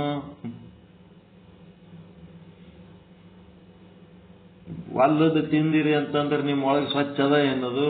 ಚಲೋ ಮನಸ್ಲಿಂದ ತಿಂದ್ರೇನು? ಚಲೋ ಮನಸ್ಲಿಂದ ಭೋಗಿಸಿದ್ರೇನು? ಒಲ್ಲನಂತ ಬಟ್ಟೆ ಕೊಟ್ಟಿರ್ತಾರ, ಅವು ಉಟ್ಕೋಬೇಕಾಗಿರ್ತದ. ಏನ್ ಮಾಡ್ಬೇಕು? ಉಟ್ಕೊಂಡಿರಿ. ಆದ್ರ ಒಳಗೆ ಚಲೋ ಅದೇನ ಆ ಬಟ್ಟೆ ಬಗ್ಗೆ ನಿಮ್ಮ ಅಭಿಪ್ರಾಯ? ನಿಮ್ಮ ಊರಾಗ ನೀವು ಅಲ್ಲಿ ಎಲ್ಲೋ ಒಂದು ಊರಾಗ ಇರ್ಬೇಕಂತೀರಿ, ಆ ಮನ್ಯಾಗ ಇರ್ಬೇಕಾಗ್ಯದ. ಅದು ಅಲ್ಲ, ಈ ಏರಿಯಾನೇ ಬೇಡ ಅನ್ನಿಸ್ತಿರ್ತದ. ಈ ಏರಿಯಾದಾಗ ಇರೋದೇ ಬೇಡ, ಬೇರೆ ಯಾಕಡೆ ಹೋಗ್ಬಿಡಮು ಅನ್ನಿಸ್ತಿರ್ತದ. ಜೀವನನೇ ಸಾಕು, ಬ್ಯಾಸರ ಬಂದ್ಬಿಟ್ಟದ ಅಂತ ಅನ್ನಿಸ್ತಿರ್ತದ. ಅಂದ್ರೂ ಬದುಕಿರಿ, ಅಂದ್ರೂ ಆ ಮನ್ಯಾಗ ಅದಿರಿ, ಅಂದ್ರೂ ಆ ಊರಾಗ ಅದಿರಿ. ನೀವು ಅಲ್ಲ ಏನದಿರಿ? ವಿಪರೀತ ಭಾವನ. ಯಾವ ವಿಚಾರ ಸಾಗರ ಇವನವನ? ನಮ್ದೇ ಬೇಕಾದಂಗ ಧರ್ಮ ಗ್ರಂಥ, ಸನಾತನ ಗ್ರಂಥ, ಮೂಲ, ಇಡೀ ವಿಶ್ವಕ್ಕೆ ಮೂಲ ಧರ್ಮ ಗ್ರಂಥ ಸನಾತನ.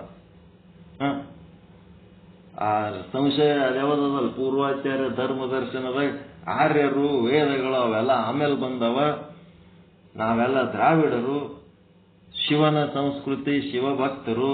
ನಾವು ಅವ್ರಕ್ಕಿಂತ ಮೊದಲಿಂದ ಇಲ್ಲಿದ್ದವರು. ನಮ್ಮ ಶೈವ ಸಂಸ್ಕೃತಿ ಏನದ? ಸನಾತನ ಸಂಸ್ಕೃತಿ. ಆರ್ಯ ವೇದಗಳಿಗಿಂತಲೂ ಸನಾತನವಾದಂಥ ಸಂಸ್ಕೃತಿ ನಮ್ದು. ಇಂಥದಿದ್ದಾಗ ಎಲ್ಲೋ 500 ವರ್ಷಗಳ ಹಿಂದೆ ನಿಶ್ಚಲ್ ದಾಸ್ ಒಂದೇನೋ ಬರಂತದ, ಅವನ್ ತಗೊಂಡು ನಾವೇನ್ ಮಾಡ್ಬೇಕು? ಅದನ್ನೇ ದೊಡ್ಡದು ಮಾಡಿ ಹೇಳ್ತಾನೆ ಈ ಸ್ವಾಮಿ, ಇವಂದರೆ ಏನ್ ನಮಗ್ ಮಹಾ ನಮ್ಮವೇ ರಗಡ ಧರ್ಮ ಗ್ರಂಥ ಅದಾವ, ಸಿದ್ಧಾಂತ ಶಿಖಾಮಣಿ ಅದ, ವಚನ ಸಾಹಿತ್ಯ ಅದ, ಎಷ್ಟೋ ನಮ್ಮ ಶಿವಯೋಗಿಗಳ ಸಾಹಿತ್ಯ, ಶಿವಶರಣ ಸಾಹಿತ್ಯ, ಶಿವಾಚಾರ್ಯ ಸಾಹಿತ್ಯ, ಶಿವಭಕ್ತರ ಸಾಹಿತ್ಯ, ಎಷ್ಟು ಬೇಕಾದಷ್ಟು ಅದ. ಇದೇನಿದು ಕೊಳ್ಳಾಗ ಲಿಂಗಿಲ್ಲ, ಹಣೆಯಾಗ ವಿಭೂತಿ ಹಚ್ಕೊಳ್ಳೋದು ಹೇಳಲ್ಲ, ರುದ್ರಾಕ್ಷಿ ಹೇಳಲ್ಲ, ಮತ್ತೇನು ಪಾದೋದಕ್ಕೆ ಪ್ರಸಾದ ಇಲ್ಲ. ಇದು ತಗೊಂಡು ಏನ್ ಮಾಡಬೇಕು ಅಂತೇಳಿ ಒಳಗೆ ವಿಪರೀತ ಭಾವನೆ ಇಟ್ಟುಕೊಂಡು ನಾವು ಕೇಳ್ತಿದ್ದೇವಂತಂದ್ರೆ ಅಪೋಸಿಟ್ ಹೇಳುವ ಗುರುವಿನ ಬಗ್ಗೆ, ಹೇಳುವ ವಿಷಯದ ಬಗ್ಗೆ ಆ ಹಿಡಿದ ಪುಸ್ತಕ ಗ್ರಂಥದ ಬಗ್ಗೆ ಒಳಗ ಅಪೋಸಿಟ್ ಇಟ್ಕೊಂಡು ಟೈಮ್ ಪಾಸಿಗೆ ಮನ್ಯಾಗ ಬೇಸರ ಆಗ್ಯದ ಹೊರಗೆ ಹಾಕಿರತ್ತೇಳಿ ಊತಿ ಕೇಳಕತ್ತೀವಿ. ಹಿಂಗಿತ್ತು ಅಂತಂದ್ರೆ ಆಗಂಗಿಲ್ಲ. ಏನಾಗ್ತದ ರಿಸಲ್ಟ್? ಅದೃಢ ಅಪರೋಕ್ಷ ಬ್ರಹ್ಮಜ್ಞಾನ. ಒಳಗ ವಿರೋಧ ಇತ್ತಂದ್ರೆ ಅದೃಢ ಉಸುಕಿನ ಮೇಲೆ ಮನಿ ಕಟ್ಟಿದಂಗ ಅಷ್ಟೇ. ಉಸುಕಿನ ಮೇಲೆ ಮನಿ ಕಟ್ಟಿದ್ದು ಏನಾಗ್ತದೆ? ಮನಪೂರ್ವಕವಾಗಿ ಇಷ್ಟಪಟ್ಟು, ಈಗ ಒಬ್ಬ ಮಗನಿಗೆ ನೀವು ಭಯಂಕರ ಸ್ಟ್ರಿಕ್ಟ್ ಮಾಡಿಬಿಟ್ರಿ ಅಂತಂದ್ರ, ನಾ ಹೇಳ್ದಂಗೆ ಕೇಳ್ಬೇಕಂತೇಳಿ ಭಾರಿ ಸ್ಟ್ರಿಕ್ಟ್ ಮಾಡಿದ್ರಿ, ಹೆಂಡತಿಗೆ ನೀವು ಬಹಳ ಸ್ಟ್ರಿಕ್ಟ್ ಮಾಡಿದ್ರಿ, ನಿಮ್ಮ ಅಧಿಕಾರ ಎಷ್ಟು ದಿನ ಇರ್ತದ? ಮಗ 25 ವರ್ಷನವಾಗತ್ತಾನ ನಿಮ್ಮ ಅಧಿಕಾರ ಇರ್ತದ. ಅವ 25 ವರ್ಷನವಾದ್ಮೇಲೆ ನೀವೇನು ಬೀಜ ಬಿತ್ತೀರಿ ಅದನ್ನೇ ವಾಪಸ್ ನಿಮಗೆ ಕೊಡ್ತಾನ. ತೆನಿ ಮಾಡಿ ಕೊಡ್ತಿರ್ತಾನ. ನಾನು ಹೇಳ್ದಂಗೆ ನೀ ಕೇಳದಿದ್ದಿ ಅವಾಗ, ಈಗ ನಾನು ಹೇಳ್ದಂಗೆ ನೀ ಕೇಳಂತ ಮೂಲೆ ಇಡ್ತಾನ. ಹೆಂಡ್ರಿಗೂ ಹಂಗೇನಾರು ಸ್ಟ್ರಿಕ್ಟ್ ಮಾಡಿಬಿಟ್ರಿ ಅಂದ್ರೆ ನಿಮ್ದು ಎಲ್ಲಿ ತನ ನಡೀತದ? ಒಂದು ಪೀರಿಯಡಿಗೆ ಬೆತ್ತಿಗೆ ಆಗಿಬಿಡ್ತೀರಿ. ಆಮೇಲೆ ನೋಡ್ರಿ ಆಕಿದ ಭರತನಾಟ್ಯ. ನಾನು ಹೇಳ್ದಂಗೆ ನೀ ಕೇಳ, ಅವಾಗ ನೀ ಹೇಳ್ದಂಗೆ ನಂಗೆ ಕೇಳಿಸಿದಿಲ್ಲ, ನೋಡಿ ನಿನ್ನ ನೋಡಿ ಹೆಂಗ ಮಾಡ್ತೀನಿ ಅಂತ ಸುಮ್ಮ ಹಾಕಿದ್ದು ತಿಂದು ಹೇಳಿದ್ದು ಕೇಳಿ ಸುಮ್ಮ ತಿಂದು ಸುಮ್ಮ ಬೀಳಬೇಕಾಗ್ತವ. ಒಳಗ ವಿಪರೀತ ಭಾವನೆಗಳು ಇಟ್ಟುಕೊಂಡು ನಾವು ಏನ್ ಕೆಲಸ ಮಾಡ್ತೀವಿ ಅವು ಮುಂದೆ ನಮಗ ದುಷ್ಪರಿಣಾಮಗಳು ಉಂಟು ಮಾಡ್ತಾವ. ಅಂತವೇನಾರ ಮನಸ್ಸಿನಾಗಿದ್ದು ಅಂದ್ರೆ ಈಗಲೇ ತೆಕ್ಕೊಂಡ್ಬಿಡ್ಬೇಕು. ಇಲ್ಲ ಅಂತಂದ್ರೆ ನಮ್ಮ ಪಾಡಿಗೆ ನಾವು, ನಿಮ್ಮ ಪಾಡಿಗೆ ನೀವು ಆರಾಮಿರತ್ತೆ ದೂರಾಗಿ ಬಿಡ್ಬೇಕು. ಒಂದೇ ಕಡೆ ಇದ್ದು ಒಳಗೆ ಕೆಟ್ಟ ಭಾವನೆಗಳು ಇಟ್ಕೊಂಡಿರೋದು ಬಹಳ ಡೇಂಜರ್. ಅದು ಇವತ್ತಿಲ್ಲ ನಾಳೆ ಅದು ಪರಿಣಾಮ ಕೊಟ್ಟೆ ಕೊಡ್ತದೆ. ಈ ವಿಪರೀತ ಭಾವನಾ ದೋಷ ಗುರು ಮತ್ತು ಶಾಸ್ತ್ರದ ಬಗ್ಗೆ ಅಪಮಾನ ಮಾಡುವಂತ ಒಂದು ಒಳ್ಳೆ ಭಾವನೆನೇ ಇಲ್ಲ. ಅಪಮಾನಕಾರಿ ಭಾವನೆಗಳನ್ನು ಇಟ್ಟುಕೊಂಡು ಮ್ಯಾಲ ಅಪ್ಪ ಗುರುಗಳೇ ಅಂತಂದು ನಮಸ್ಕಾರ ಮಾಡೋದು, ಅದು ಮಾಡೋದು, ಇದು ಮಾಡೋದು, ಏನೇನೋ ಮಾಡಿ ಕಡೆಗೆ ಯಾಕಂದ್ರೆ ಏನ್ ಮಾಡಬೇಕು? ಅದಕ್ಕೆ ಈ ದೋಷಗಳು ಇರೋದ್ರಿಂದ ಅಸಂಭಾವನಾ ದೋಷ, ವಿಪರೀತ ಭಾವನಾ ದೋಷ, ಪ್ರಮಾಣಗತ ಸಂಶಯ, ಪ್ರಮೇಯಗತ ಸಂಶಯ ಇವೆಲ್ಲ ಏನದಾವ ಅಂದ್ರೆ ನಮ್ಮ ಸಾಧನೆಗೆ ಅದೃಢ ಮಾಡ್ತವ. ಈ ಅದೃಢ ಅಪರೋಕ್ಷ ಬ್ರಹ್ಮಜ್ಞಾನಿ ಆಗೋದನ್ನು ಒಂದು ಸ್ಟೇಜ್. ಸುಮ್ಮನೆ ನಂಬಿಕೆ ಬಾ ಅಂದ್ರೆ ಹೆಂಗ ಬರ್ತದೆ? ಅಲ್ಲಿ ಅವನಿಗೆ ಸುಖ ಆದ್ರೆ ಬರ್ತದೆ. 1000 ಗಟ್ಟಲೆ ಪುಸ್ತಕ ಓದಿವಿ ನಾವು, ವಿಚಾರ ಸಾಗರ ಹಿಡಿಬೇಕಾದ್ರೆ ಅದ್ರೊಳಗೆ ನಮ್ಗೆ ಸುಖ ಆದ್ರೆ ನಾವು ಹಿಡಿದೇವಿ, ಸುಖ ಆಗಿಲ್ಲ ಅಂದ್ರೆ ಅದೇ ಹಿಡಿತಿದ್ದೇವೆ ನಾವು. ಹಂಗ ಯಾರ್ಯಾರಿಗೆ ಇದ್ರಾಗ ಸುಖ ಆಗಿರ್ತದ ಅವ್ರು ಹಿಡ್ಕೊಂಡು ಕುಂದಿರ್ತಾರ. ಯಾರಿಗೆ ಅದಕ್ಕೆ ಸುಖದ ಗೊತ್ತಾಗ್ಲಿಲ್ಲ, ಅದ್ರ ಅನುಭವ ಆಗ್ಲಿಲ್ಲ ಅಂದ್ರೆ ಅವ್ರ ಪುಣ್ಯ ಇನ್ನ ಫಲಿಸಿಲ್ಲ, ಇನ್ನ ಪಾಪ ಬಿಡ್ತಾ ಇಲ್ಲ ಮುಂದಕ್ಕೆ ಹೋಲಕ ಅಂತೇಳಿ ಏನಾಯ್ತು? ಅದೃಢ ಅಪರೋಕ್ಷ ಬ್ರಹ್ಮಜ್ಞಾನ ಆಯ್ತು.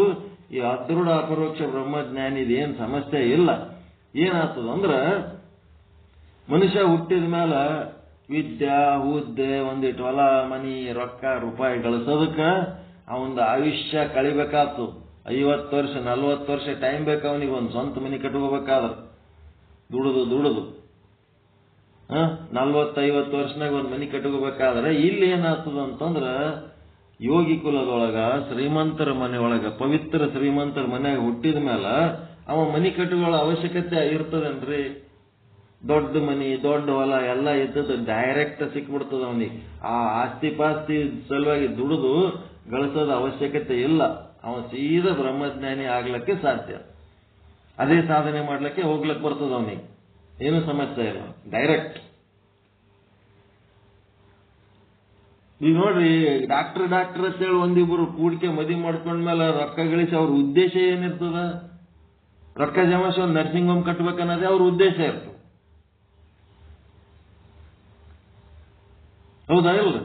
ಸ್ವಂತ ದವಾಖಾನೆ ಆಗ್ಬೇಕಂತ ಒಂದು ಕಟ್ತಾರೆ. ಮತ್ತೆ ಕೆಲವೊಬ್ರು ಡೈರೆಕ್ಟ್ ನರ್ಸಿಂಗ್ ಹೋಮ್ ಇದ್ದು ಮನಿಗೆ ಹೋಗ್ತಾರಲ್ಲ ಮದುವೆ ಮಾಡ್ಕೊಂಡು. ಅಂತ ಮನಿ ಸೊಸೆಯಾಗಿ ಅಂತ ಮನಿ ಎಳೆಯಾಗಿ ವಾದ್ರ ಅಂತಂದ್ರ ಎಂತ ಪುಣ್ಯವಂತರ.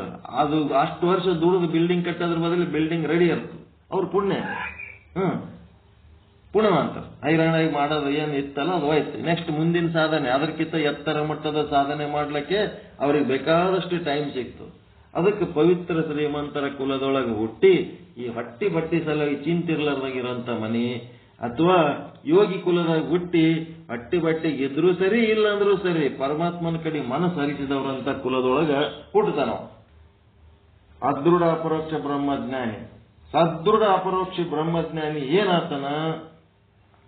ನಾನು ಬ್ರಹ್ಮ ಅದೀನಿ, ಮತ್ತ ನನ್ನ ಕಣ್ಣೊಳಗ ಪ್ರತಿಯೊಂದು ವಸ್ತುಗಳು ಬ್ರಹ್ಮನ ಸ್ವರೂಪನೇ ಅದವ ಅಂಥೇಳಿ ಅವನಿಗದು ಅನುಭವ ಆಗ್ತದ. ಅಲ್ಲಿ ಏನಾಗಿರ್ತದಪ್ಪ ಅಂತಂದ್ರ ಅವನೊಳಗ ಅವಿದ್ಯಾ ನಾಶ ಆಗಿರ್ತದ. ಬ್ರಹ್ಮ ಗೊತ್ತಿಲ್ಲ ಅಂತಾನೇನೋ ಸದೃಢ ಅಪರೋಕ್ಷ ಬ್ರಹ್ಮಜ್ಞಾನಿ. ಸದೃಢ ಪರೋಕ್ಷ ಬ್ರಹ್ಮಜ್ಞಾನಿ ಲಕ್ಷಣ ಏನು? ಬ್ರಹ್ಮ ಗೊತ್ತಾನ ಗೊತ್ತಿಲ್ಲ ಅವನಿಗೆ? ಬ್ರಹ್ಮ ಗೊತ್ತದನ, ಕನ್ಫರ್ಮ್ ಆಗಿ ಗೊತ್ತದನ. ಮತ್ತ ಬ್ರಹ್ಮ ಅದನ ಇಲ್ಲ ಅಂತ ಏನಾರ ಡೌಟ್ ಅದೇನ ಅವನಿಗೆ? ನಿಶ್ಚಯವಾಗ್ಯದ, ದೃಢ ನಿಶ್ಚಯ ಆಗ್ಯದ. ಬ್ರಹ್ಮ ಅದನ, ಬ್ರಹ್ಮ ಗೊತ್ತನ.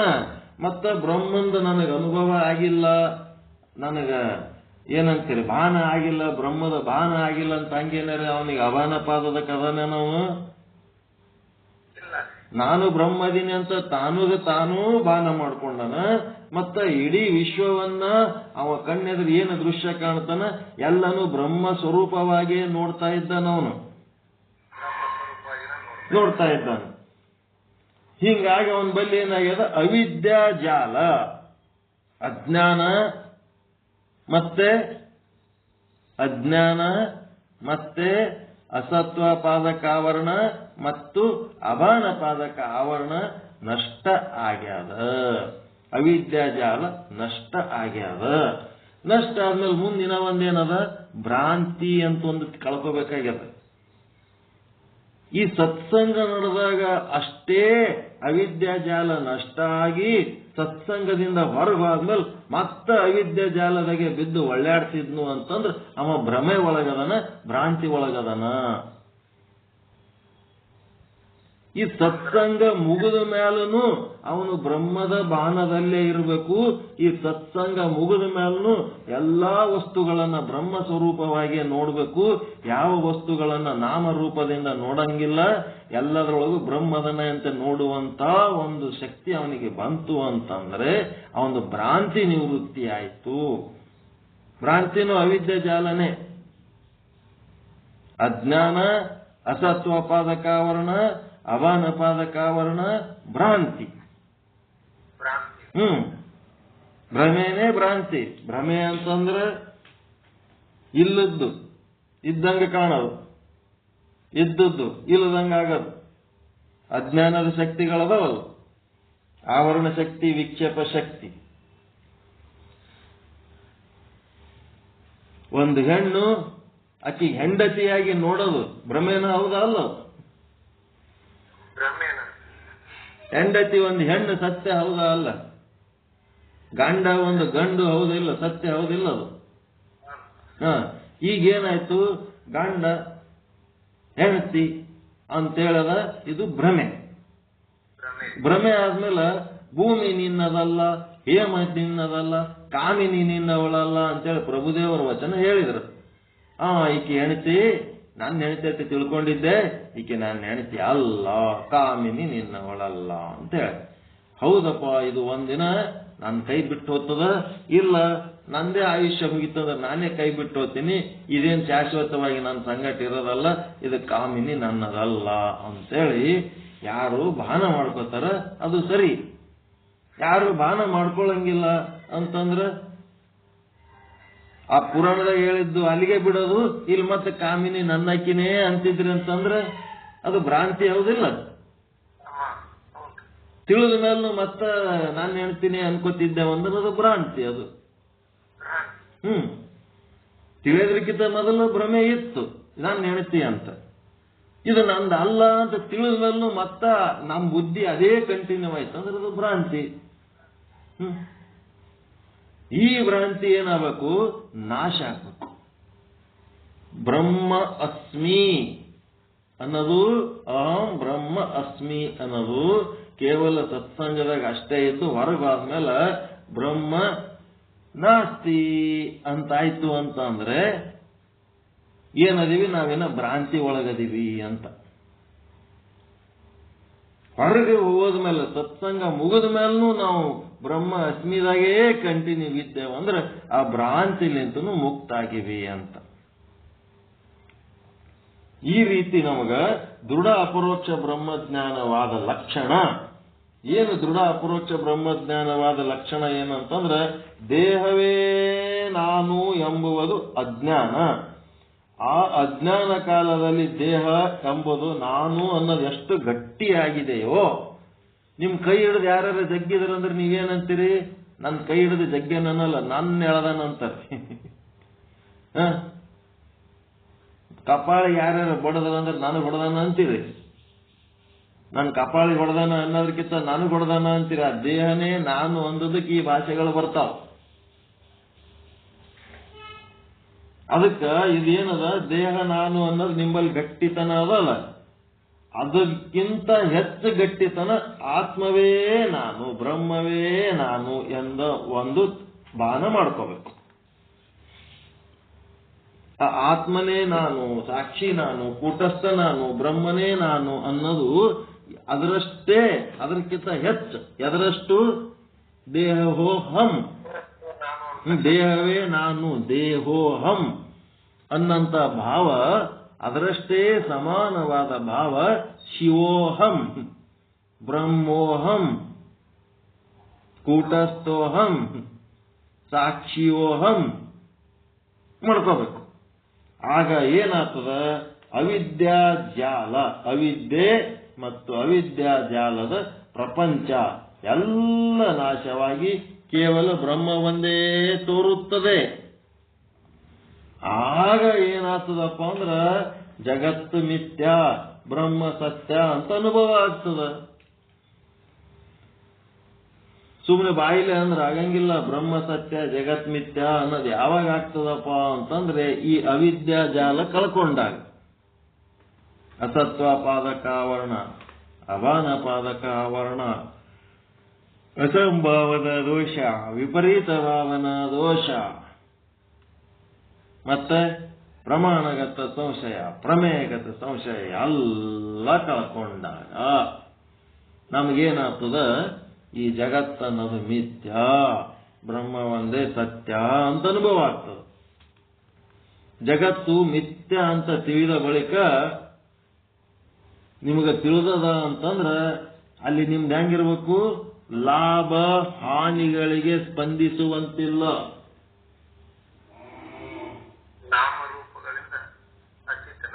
ಅತೀತ ಆಗಿರ್ಬೇಕು. ಲಾಭ ಹಾನಿಗಳು, ಜಗತ್ತು ಮಿಥ್ಯ ಅಂತಂದಲ್ಲ, ಇಲ್ಲಿ ಲಾಭನೂ ಆಗ್ಬಹುದು, ಹಾನಿನೂ ಆಗ್ಬಹುದು. ಮಾನ ಅಪಮಾನಗಳಿಗೆ ಸ್ಪಂದಿಸುವಂತಿಲ್ಲ, ಜನನ ಮರಣಗಳಿಗೆ ಸ್ಪಂದಿಸುವಂತಿಲ್ಲ.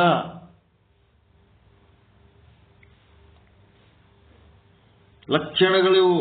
ದೃಢ ಅಪರೋಕ್ಷ ಬ್ರಹ್ಮಜ್ಞಾನ ಆಗಿ ನಾನು ಬ್ರಹ್ಮ ಅದೀನಿ ಅಂತ ನಿಮಗೆ ಅನುಭವ ಆಗ್ಯದ ಅಂತಂದ್ರೆ ನಿಮಗ ಜನನೂ ಅಷ್ಟೇ ಸಂತೋಷ, ಮರಣನೂ ಅಷ್ಟೇ ಸಂತೋಷ, ಲಾಭನೂ ಅಷ್ಟೇ ಸಂತೋಷ, ನಷ್ಟನೂ ಅಷ್ಟೇ ಸಂತೋಷ, ಸನ್ಮಾನನೂ ಅಷ್ಟೇ ಸಂತೋಷ, ಅಪಮಾನನೂ ಅಷ್ಟೇ ಸಂತೋಷ, ಬಡತನನೂ ಅಷ್ಟೇ ಸಂತೋಷ, ಸಿರಿತನನೂ ಅಷ್ಟೇ ಸಂತೋಷ.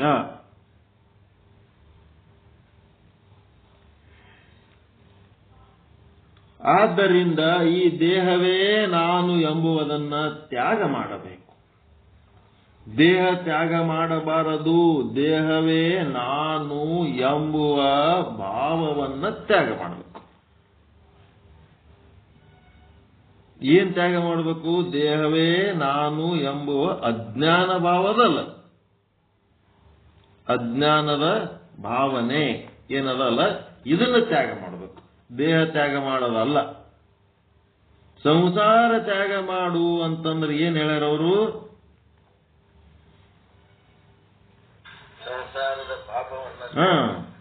ನನ್ನದು ಎಂಬ ಅಜ್ಞಾನದ ಭಾವ.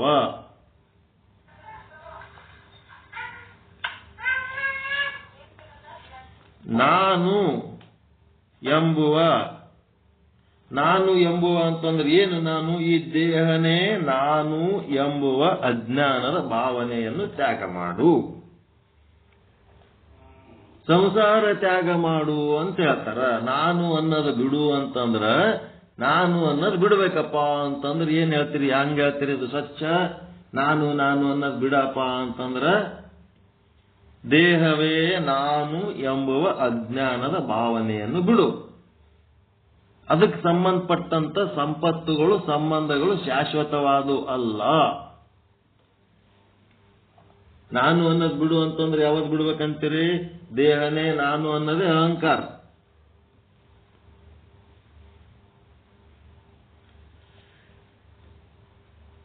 ಆತ್ಮನೇ ನಾನು ಅನ್ನೋದು ನಿರಹಂಕಾರ.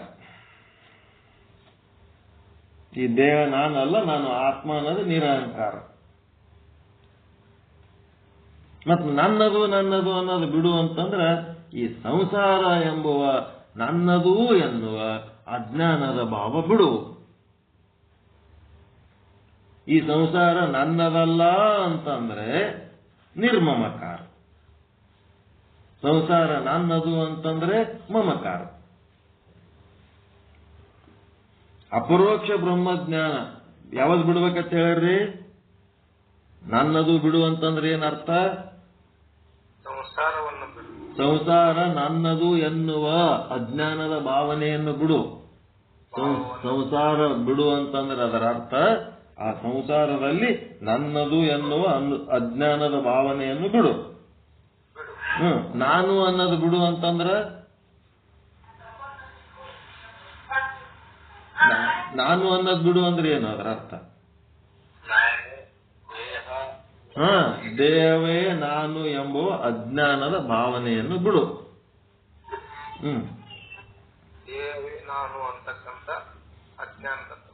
ಅಜ್ಞಾನದ ಭಾವ ಏನು ಇಟ್ಕೊಂಡಿದೆಯಲ್ಲ ಅದನ್ನು ಬಿಡು. ಸಂಸಾರ ನನ್ನದು ಎನ್ನುವ ಅಜ್ಞಾನದ ಭಾವನೆ ಅದಲ್ಲ, ಅದು ಬಿಡು.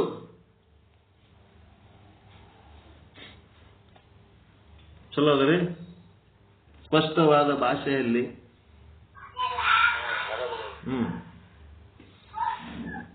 ಆ ಸಂಸಾರ ದೇಹ ಇವೆರಡೇ ಕೂಡಿ ಏನ್ ಮಾಡಿಬಿಟ್ಟವ? ಇಲ್ಲಿ ನಮಗೆ ಅವಿದ್ಯಾ ಜಾಲದಾಗ ಮುಳುಗಿಸ್ಬಿಟ್ಟವ.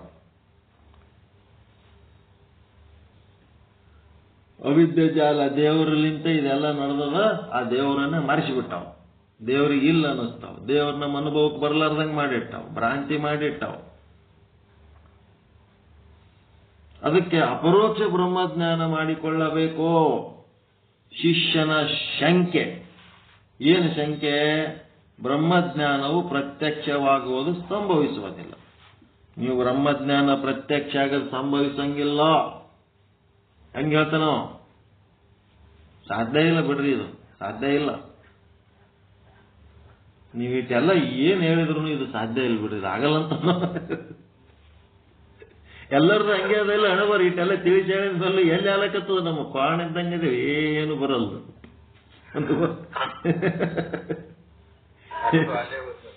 ಮತ್ತ ಅಲ್ಲೇ ಬ್ರಹ್ಮಜ್ಞಾನ ಪ್ರತ್ಯಕ್ಷವಾಗೋದು ಸಂಭವಿಸುವುದಿಲ್ಲ ಅಂತ ಮತ್ತೆ ಶಿಷ್ಯ. ಏಕೆಂದರೆ ಯಾಕೋ ಹಿಂಗ್ಯಾಕಂತ ಇಷ್ಟು ಚಂದ ತಿಳಿಸಿ ಹೇಳಕತ್ತೀನಿ, ಹಿಂಗ್ಯಾಕಂತೋ ಅಂತ ಗುರು ಅಣಿ ಬಡ್ಕೊಳಕತ್ತಾನ. ಇದು ಆಗಲ್ ಬಿಡ್ರಿ ಅಂತ ಓಡ್ಲಕತ್ತ. ಅಂದ್ರೆ ಅಜ್ಞಾನ ನಮ್ಮಲ್ಲಿ ಅಜ್ಞಾನದ ಜಾಲ ನಮಗ್ ನಾಶ ಆಗದಕ್ಕ ಮತ್ತೆ ಕಾಣಕತ್ತ. ಮತ್ತ ಅದು ಎಲ್ಲಿ ನಾಶ ಆಗೇ ಇಲ್ಲಲ್ಲ. ನಾಶ ಆಗಿಲ್ಲ, ಹಂಗೆ ಇಟ್ಕೊಂಡು ಕೂತೀವಲ್ಲ ಹಿಂಗ.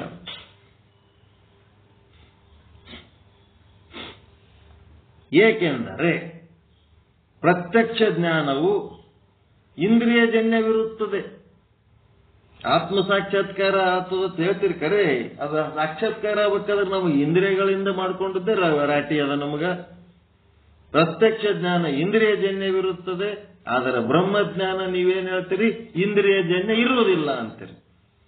ಇಂದ್ರಿಯಜನ್ಯ ಇಲ್ಲ ಅಂತಂದ್ರೆ ಅದು ಪ್ರತ್ಯಕ್ಷ ಆಗಂಗಿಲ್ಲ ಅಂತ ನನ್ನ ಅಭಿಪ್ರಾಯ. ಇಂದ್ರಿಯಜನ್ಯ ಇದ್ದದಕ್ಕೆ ಮಾತ್ರ ಪ್ರತ್ಯಕ್ಷ ಅಂತೀನಿ ಹೊರತು ಬ್ರಹ್ಮಜ್ಞಾನ ಪ್ರತ್ಯಕ್ಷ ಅಂತ ಅನ್ಬೇಕಾದ್ರೆ ಅದು ಇಂದ್ರಿಯಜನ್ಯ ಇದ್ರೆ ಅಂತೀನಿ. ಅದು ಇಂದ್ರಿಯಜನ್ಯ ಇರಲಿಲ್ಲ ಅಂತಂದ್ರ ಅದು ಸಂಭವಿಸುವುದಿಲ್ಲ. ಬ್ರಹ್ಮಜ್ಞಾನ ಪ್ರತ್ಯಕ್ಷ ಆಗಲು ಸಂಭವಿಸುವುದಿಲ್ಲ. ಯಾಕಂದ್ರೆ ಅದು ಇಂದ್ರಿಯ ಜನ್ಯ ಅಲ್ಲ, ಇಂದ್ರಿಯ ಅಜನ್ಯವಾಗ್ಯದ ಅಂತೀನಿ. ಏನ್ ಮಾಡ್ಬೇಕೀಗಾದ್ರೆ? ಏಕೆಂದರೆ ಬ್ರಹ್ಮನು ಇಂದ್ರಿಯಗಳಿಗೆ ವಿಷಯ ಆಗುವುದಿಲ್ಲ ಅಂತ ಹೇಳಕತ್ತೀರಿ. ಇಂದ್ರಿಯಗಳ ಕೆಲಸ ಎಲ್ಲಿ ಇರುತ್ತದೆ, ಎಲ್ಲಿ ವಿಷಯಗಳು ಇರುತ್ತವೆಯೋ ಅಲ್ಲಿ. ಶಬ್ದಾದಿ ಪಂಚ ವಿಷಯಗಳಿದ್ದಲ್ಲಿ ಇಂದ್ರಿಯಗಳ ಕೆಲಸ ಅದಾವ. ಇಲ್ಲಿ ರೂಪ ಜ್ಞಾನಕ್ಕೆ ನೇತ್ರೇಂದ್ರಿಯ ಬೇಕು, ಮತ್ತೆ ಯಾವುದ್ಯಾವುದು ಜ್ಞಾನಕ್ಕೆ ಬೇಕಲ್ಲ, ಒಂದೊಂದು ಜ್ಞಾನಕ್ಕೆ ಒಂದೊಂದು ಇಂದ್ರಿಯಗಳು ಬೇಕು. ಅದಕ್ಕೆ ಈ ಇಂದ್ರಿಯಗಳ ಕೆಲಸನೇ ಇಲ್ಲ ಅಂತಂದ್ರೆ ಹೆಂಗ್ ತಿಳ್ಕೊಳಕ್ ಸಾಧ್ಯ ಅದರಿ? ಹೆಂಗದ? ಒಂದು ಇಂದ್ರಿಯಗಳಿಗೆ ಬ್ರಹ್ಮದ ಸಾಕ್ಷಾತ್ಕಾರ ಆಗಂಗಿಲ್ಲ ಅಂತಂದ್ರ ಅದು ನಮ್ಗೆ ಅಂದು ತಿಳಿಯಂಗಿಲ್ಲ ಅಂತ ಅವನ ಅಭಿಪ್ರಾಯಕ್ಕೆ ಬಂದು ನಿಂತ್ಬಿಟ್ಟಾನೀಗ. ಇಂದ್ರಿಯಕ್ಕೆ ಏನ್ ತಿಳಿತದ ಅಷ್ಟಕ್ಕೇನ ಸಾಕ್ಷಾತ್ಕಾರ ಅಂತೀನಿ. ಇಂದ್ರಿಯಕ್ಕೆ ಏನ್ ಅನುಭವಕ್ಕೆ ಬರಂಗಿಲ್ಲ ಅದಕ್ಕೆ ನಾನು ಸಾಕ್ಷಾತ್ಕಾರ ಅನ್ನಂಗಿಲ್ಲ, ಅದು ಬ್ರಹ್ಮಜ್ಞಾನ ಆಗದ ಅಸಂಭವ ಅಂತೀನಿ. ದೋಷಗಳು ಅಸಂಭಾವನ ದೋಷ, ವಿಪರೀತ ಭಾವನ ದೋಷ, ಪ್ರಮಾಣಗತ ದೋಷ, ಪ್ರಮೇಯಗತ ದೋಷ ಏನೆಲ್ಲ ಅದಾವ.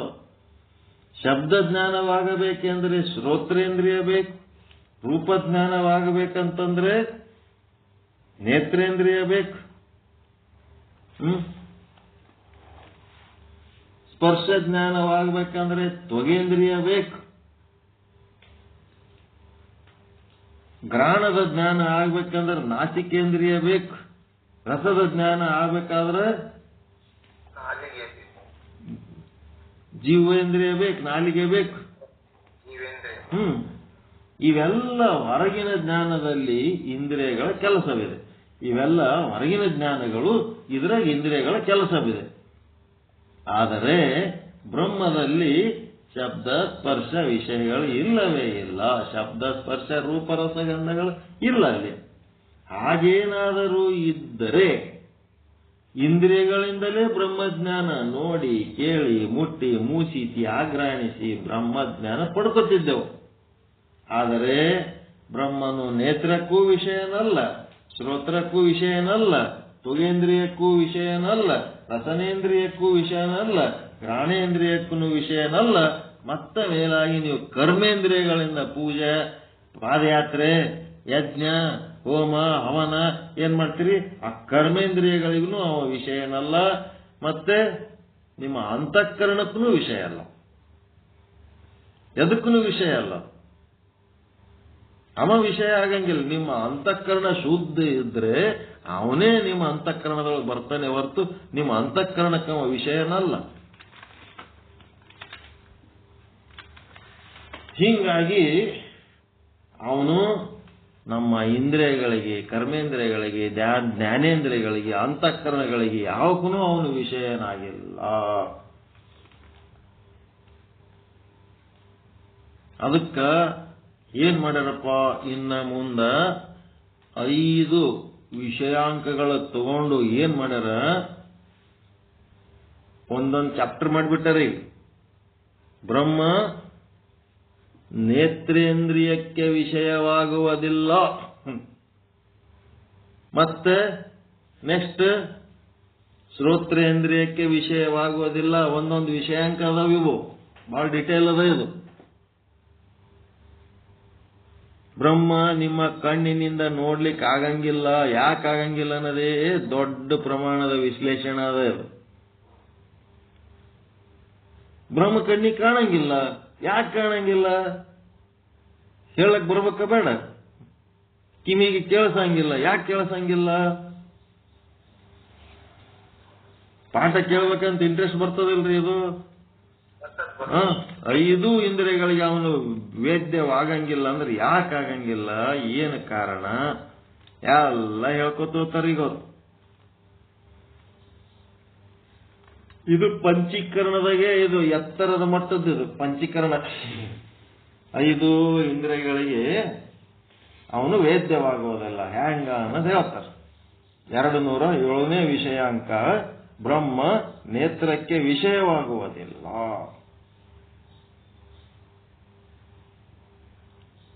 ಇವು ಯಾವಕ್ಕೂ ವಿಷಯ ಆಗಂಗಿಲ್ಲ. ಅವನೇ ಇವುದ್ರೊಳಗ ಪ್ರವೇಶ ಮಾಡ್ತಾನೆ. ಇವು ಶುದ್ಧ ಇದ್ದು ಅಂದ್ರೆ ಅವನೇ ಇದ್ರೊಳಗೆ ಪ್ರವೇಶ ಮಾಡಿ ಧೀಮತಿ ಲಕ್ಕೈ ಅಂತ ಅವನೇ ಬರ್ತಾನೆ ಇದ್ರೊಳಗೆಲ್ಲ ಮಾಡಕ. ಅದು ಹೆಂಗ ಅನ್ನೋದೆಲ್ಲ ಹೇಳ್ತಾರ. ಈಗ ಬ್ರಹ್ಮ ನೇತ್ರಕ್ಕೆ ವಿಷಯವಾಗುವುದಿಲ್ಲ ಅಂತ 207ನೇ ವಿಷಯ ಅಂಕ ಮತ್ತೆ ನಾಳೆ ನೋಡೋಣ.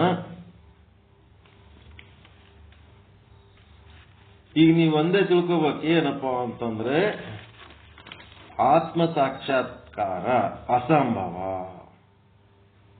ಯಾಕಂತಂದ್ರೆ ಆತ್ಮದ ವಿಷಯ ಇಂದ್ರಿಯಕ್ಕೆ ವೇದ್ಯವಾಗುವುದಿಲ್ಲ, ಇಂದ್ರಿಯ ಜನ್ಯವಿಲ್ಲ. ಮತ್ತೆ ಇಂದ್ರಿಯ ಜನ್ಯ ಇದ್ರೆ ಮಾತ್ರ ಅದಕ್ಕೆ ನಾವು ಸಾಕ್ಷಾತ್ಕಾರ ಅಂತೀವಿ. ಸಾಕ್ಷಾತ್ ಅಂತಂದ್ರೆ ಈ ಕೈಲೇ ನೋಡಿನಿ, ಈ ಕೈಲೇ ಮುಟ್ಟಿನಿ, ಈ ಕಣ್ಣಲೆ ನೋಡಿನಿ, ಈ ಕಿವಿಲೆ ಕೇಳಿನಿ ಅಂತ ನಿಮಗೆ ಯಾವುದು ಪ್ರತ್ಯಕ್ಷ ಅನುಭವ ಆಗ್ಯದಲ್ಲ ಅದಕ್ಕೆ ಆತ್ಮ ಸಾಕ್ಷಾತ್ಕಾರ ಅಂತೀರಿ ನೀವು. ಅಂದ್ರೆ ನಾನೇ ನೋಡಿದ್ದು ಅಂತ. ಆತ್ಮ ಅಂದ್ರೆ ಸೆಲ್ಫ್. ನಾನು ನನ್ನ ಇದೇ ಕಣ್ಣಲ್ಲೇ ನೋಡಿನಿ ಅಂತಿರಿಲ್ಲ. ಸಾಕ್ಷಾತ್ ಅಂದ್ರೆ ಏನದರ ಅರ್ಥ? ಕಣ್ಣಾರಿ ನೀವು ಕಂಡ ಮೇಲೂ ಅದಲ್ಲ ಯಾರೇ ಹೇಳಿದ್ರೆ ಒಪ್ಪುತ್ತೀರ ನೀವು? ಒಪ್ಪಂಗಿಲ್ಲ. ಹಾಗದಕ್ಕೆ ಸಾಕ್ಷಾತ್ ಅದು ಏನದ ಅಂತಂದ್ರೆ ಅದು ಅನುಭವ ಎದರಿಂದ? ಇಂದ್ರಿಯಗಳಿಂದ. ಯಾವಾಗ ಅದು ಇಂದ್ರಿಯಗಳಿಂದ ಅದು ಅನುಭವಕ್ಕೆ ಬರಂಗಿಲ್ಲ ಅಂತಂದ್ಮೇಲೆ ಆ ಏನು ನೀವು ಹೇಳ್ತೀರಿ ಬ್ರಹ್ಮ ಸಾಕ್ಷಾತ್ಕಾರದ ವಿಷಯ ಅದು ಅಸಂಭವ, ಸಂಭವಿಸುವುದಿಲ್ಲ ಅಂತ ಹೇಳ. ಹ್ಯಾಂಗ ಅಂತಂದ್ರ ಒಂದೊಂದು ಹೇಳ್ತಾನೆ. ಈಗ ಕಣ್ಣಿಗೆ ಬ್ರಹ್ಮ ವೇದ್ಯವಾಗುವುದಿಲ್ಲ, ಬ್ರಹ್ಮ ನೇತ್ರೇಂದ್ರಿಯದಿಂದ ನೋಡ್ಲಿಕ್ಕಾಗಂಗಿಲ್ಲ, ಬ್ರಹ್ಮವು ನೇತ್ರಕ್ಕೆ ವಿಷಯವಾಗುವುದಿಲ್ಲ. ಹ್ಯಾಂಗ ಅಂತ ನಾಳೆಗೆ ಹೇಳ್ತಾನೆ. ಓಕೆ, ಇವತ್ತಿನ ಪಾಠ ಏನಂದ್ರೆ ಪ್ರಶ್ನೆಯನ್ನ ಅರ್ಥ ಮಾಡ್ಕೊಳ್ಳೋದು ಮತ್ತು ತನ್ನದೇ ಆದ ಒಂದು ಅಭಿಪ್ರಾಯ. ಸಾಧ್ಯ ಇಲ್ಲ. ಯಾಕೆ ಸಾಧ್ಯ ಇಲ್ಲ? ಇಂದ್ರಿಯಕ್ಕೆ ವೇದ್ಯ ಇಲ್ಲ. ಇಂದ್ರಿಯಗಳಿಗೆ ವೇದ್ಯ ಇಲ್ಲ ಅಂತಂದ್ರೆ ಅದು ನಮಗೆ ಅಸಂಭವ, ತಿಳ್ಕೊಳಕ್ ಸಾಧ್ಯ ಇಲ್ಲ. ಅದೇ ಅವನ ವಿಚಾರ.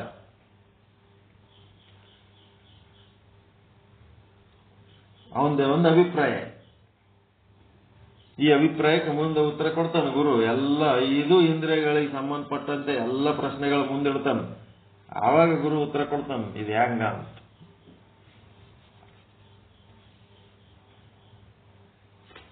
ಚಲೋನನ್ರಿ ಪಾಠ? ಇಂದ್ರಿಯಕ್ಕೆ ವೇದ್ಯ ಆಗಲ್ಲ. ಯಾಕೆ ಆಗಂಗಿಲ್ಲ? ಸಂಶಯಗಳು ಅವೆಲ್ಲ ಇದ್ದದಕ್ಕೆ ಆಗಂಗಿಲ್ಲ. ಸಂಶಯ ನಿವೃತ್ತಿ ಆದ್ರೆ ವೇದ್ಯ ಆತನ. ಆದ್ರೂ ಇಂದ್ರಿಯಗಳಿಗೆ ವೇದ್ಯ ಆಗಲ್ಲ ಅಂತ ಅವನಿಗೊಂದು ಡೌಟ್ ಅದ. ಆ ಡೌಟ್ ಅನ್ನ ತೆಗೆದುಹಾಕ್ಬೇಕಾಗ್ಯದ ಅಷ್ಟೇ. ಸಮಯಗತ, ಸಮಾನಗತ, ಅಸಂಭಾವನಾ, ವಿಪರೀತ ಭಾವನೆಗಳನ್ನ ಕಳೆದುಕೊಂಡಾಗ ನಮಗೆ ನಿಶ್ಚಿತವಾದಂತ ದೃಢ ಪರೋಕ್ಷ ಬ್ರಹ್ಮಜ್ಞಾನ. ಮೊದಲ ದೋಷಗಳಲ್ಲಿ 2 ಪ್ರಕಾರ. ಒಂದು ಅಸಂಭಾವನಾ ದೋಷ, ಇನ್ನೊಂದು ವಿಪರೀತ ಭಾವನಾ ದೋಷ. ಅಸಂಭಾವನಾ ದೋಷದಾಗ ಮತ್ತೆ 2 ಪ್ರಕಾರ. ಒಂದು ಪ್ರಮೇಯಗತ, ಇನ್ನೊಂದು ಪ್ರಮಾಣಗತ. ಈ ಕಡೆ ವಿಪರೀತ ಭಾವನಾ ದೋಷ ಅಂದ್ರೆ ಅಪೋಸಿಟ್ ಮೀನಿಂಗ್, ಉಲ್ಟಾ ಒಳಗೆ ಮನಸ್ಸಿನಾಗ ಬೇರೆ ಇಟ್ಕೊಂಡು ಅಲ್ಲದ ಮನಸ್ಸಿನಿಂದ ಹೌದು ನಾ ಬ್ರಹ್ಮದಿನಿ ಅನ್ನೋದು. ಹಿಂಗ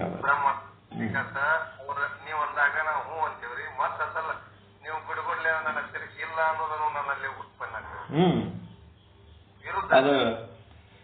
ಅದೇನು ಅದೃಢವಾಗ್ತದ. ಬ್ರಹ್ಮಜ್ಞಾನ ಅದೃಢ ಆಗ್ತದ, ಸದೃಢ ಆಗಂಗಿಲ್ಲ. ಅವುಗಳನ್ನ ಕಳ್ಕೋಬೇಕು ಅಂತಂದ್ರೆ ಪ್ರಮಾಣಗತ ಸಂಶಯ ಎದರಿಂದ ಓದ್ತದಂತ ಹೇಳಿ ನಾನು ಶ್ರವಣ, ಗುರುವಿನ ಬಳಿ ಕುಳಿತು ಶ್ರವಣ ಮಾಡೋದ್ರಿಂದ ಪ್ರಮಾಣಗತ ಸಂಶಯ ಹೋಗ್ತದೆ. ಪ್ರಮೇಯಗತ ಸಂಶಯ ತನ್ನೊಳಗಿನ ಸಂಶಯ ಕಳ್ಕೋಬೇಕಾದ್ರೆ ತನ್ನೊಳಗಿನ ತಾನೇ ಕಳ್ಕೋಬೇಕಂದ್ರೆ ತನ್ನೊಳಗೆ ತಾನೇ ಚಿಂತನೆ ಮಾಡ್ಬೇಕು. ಅದು ಮನನದಿಂದ ಹೋಗ್ತದೆ. ಶ್ರವಣ ಮನನ. ನಿಧಿಧ್ಯಾಸನದಿಂದ ಏನ್ ಹೋಗ್ತದ ಅಂತಂದ್ರೆ ವಿಪರೀತ ಭಾವನಾ ದೋಷ. ಅವ್ರು ಏನ್ ಹೇಳಕತ್ತಾರ? ನನ್ ಚಲೋದಕ್ಕೆ ಹೇಳಕತ್ತಾರ. ಬೈದ್ ಹೇಳ್ಯಾರೋ ಬಡದ್ ಹೇಳ್ಯಾರೋ ಮತ್ತೇನಂತಾರೋ ಏನಿಲ್ಲೋ ನನ್ನ ಉದ್ಧಾರಕ್ಕೆ ಹೇಳಕತ್ತಾರ, ಈ ಗ್ರಂಥ ಇರೋದು ನನ್ನ ಉದ್ಧಾರಕ್ಕ, ಹೇಳೋರು ನನ್ನ ಉದ್ಧಾರಕ್ಕ ಅಂತ ಹೇಳಿ ತಿಳ್ಕೊಂಡ್ರೆ ಅದು ವಿಪರೀತ ಭಾವನಾ ದೋಷವಾದಂಗ. ಒಳಗಂಗೆ ಸೊಕ್ಕು ದಿಮಾಕು ಇಟ್ಕೊಂಡು ಹೇಳಂಗೆ ಹೇಳಿಬಿಡು ನಮ್ಮ ಪಾಡಿಗೆ ನಾವಿದ್ರಾಯ್ತು ಅಂತ. ಅದೇನಾಯ್ತು? ವಿಪರೀತ ಭಾವನೆ ಒಳಗಿಟ್ರೆ ಅದೃಢ ಪರೋಕ್ಷ ಬ್ರಹ್ಮಜ್ಞಾನ ಅಷ್ಟೇ. ಹಿಂಗಿರ್ತಾವ. ಇದಾದ್ಮೇಲೆ ಭ್ರಮೆ ಭ್ರಾಂತಿಗಳನ್ನ ಕಳ್ಕೋಬೇಕಾದ್ರೆ ತತ್ವಂ ಪದಾರ್ಥ ಶೋಧನದೊಳಗೆ ಮುಳುಗ್ಬೇಕು. ತತ್ ಅಂದ್ರೇನು, ತ್ವಮ್ ಅಂದ್ರೇನು, ವಾಚ್ಯಾರ್ಥ ಅಂದ್ರೇನು, ಲಕ್ಷ್ಯಾರ್ಥ ಅಂದ್ರೇನು, ಅದ್ರೊಳಗೆ ಮುಳುಗಬೇಕು. ಅದರಿಂದ ಏನಾಗ್ತದಪ್ಪ ಅಂತಂದ್ರೆ ಈ ಭ್ರಾಂತಿಗಳು ಭ್ರಮೆಗಳು ಎಲ್ಲ ಹೋಗ್ತವೆ. ಈ ದೇಹನೇ ನಾನು ಅನ್ನೋ ಭಾವನೆ ಹೋಗಿ ನಾನು ಕೂಟಸ್ಥ ಅನ್ನಿಸ್ತದ. ಈ ಸಂಸಾರ ನಂದಲ್ಲ, ಇದೇನಿದ್ರೂ ಬ್ರಹ್ಮನ ಸ್ವರೂಪ ಅದ. ಬ್ರಹ್ಮನ ಸ್ವರೂಪದ ಒಂದು ಜಗತ್ತಿನೊಳಗ ನಮ್ದೇನು ಭೋಗ ಅದ ಅಷ್ಟು ಭೋಗಿಸ್ಬೇಕು ಹೋಗ್ಬೇಕು ಹೊರತು ಇದೆಲ್ಲ ನಂದಲ್ಲ ಅಂತೇಳಿ ತನ್ನ ಲೆಕ್ಕದಾಗ ತಾನಿದ್ದು ಹೋಗಬೇಕು. ಏನೇನಾಯ್ತು ಆಗಲಿ, ಒಳ್ಳೆಯದ. ಪರಮಾನಂದ ಪ್ರಾಪ್ತಿ ಭವ, ಸರ್ವ ದುಃಖ ನಿವೃತ್ತಿ ಭವ, ಇಷ್ಟಾರ್ಥ ಸಿದ್ಧಿರಸ್ತು, ಯಶಸ್ವಿ ಭವ ಯಶಸ್ವಿ ಭವ. ಜೈ ಶುದ್ಧ ಬ್ರಹ್ಮ, ಜೈ ಜೈ ಶುದ್ಧ ಬ್ರಹ್ಮ, ಜೈ ಶುದ್ಧ ಬ್ರಹ್ಮ, ಜೈ ಜೈ ಶುದ್ಧ ಬ್ರಹ್ಮ. ಓಂ ಶಾಂತಿ ಶಾಂತಿ ಶಾಂತಿ. ಎಲ್ಲರಿಗೂ ಶರಣು ಶರಣಾರ್ಥಿಗಳು, ಎಲ್ಲರಿಗೂ ಶರಣು ಶರಣಾರ್ಥಿ.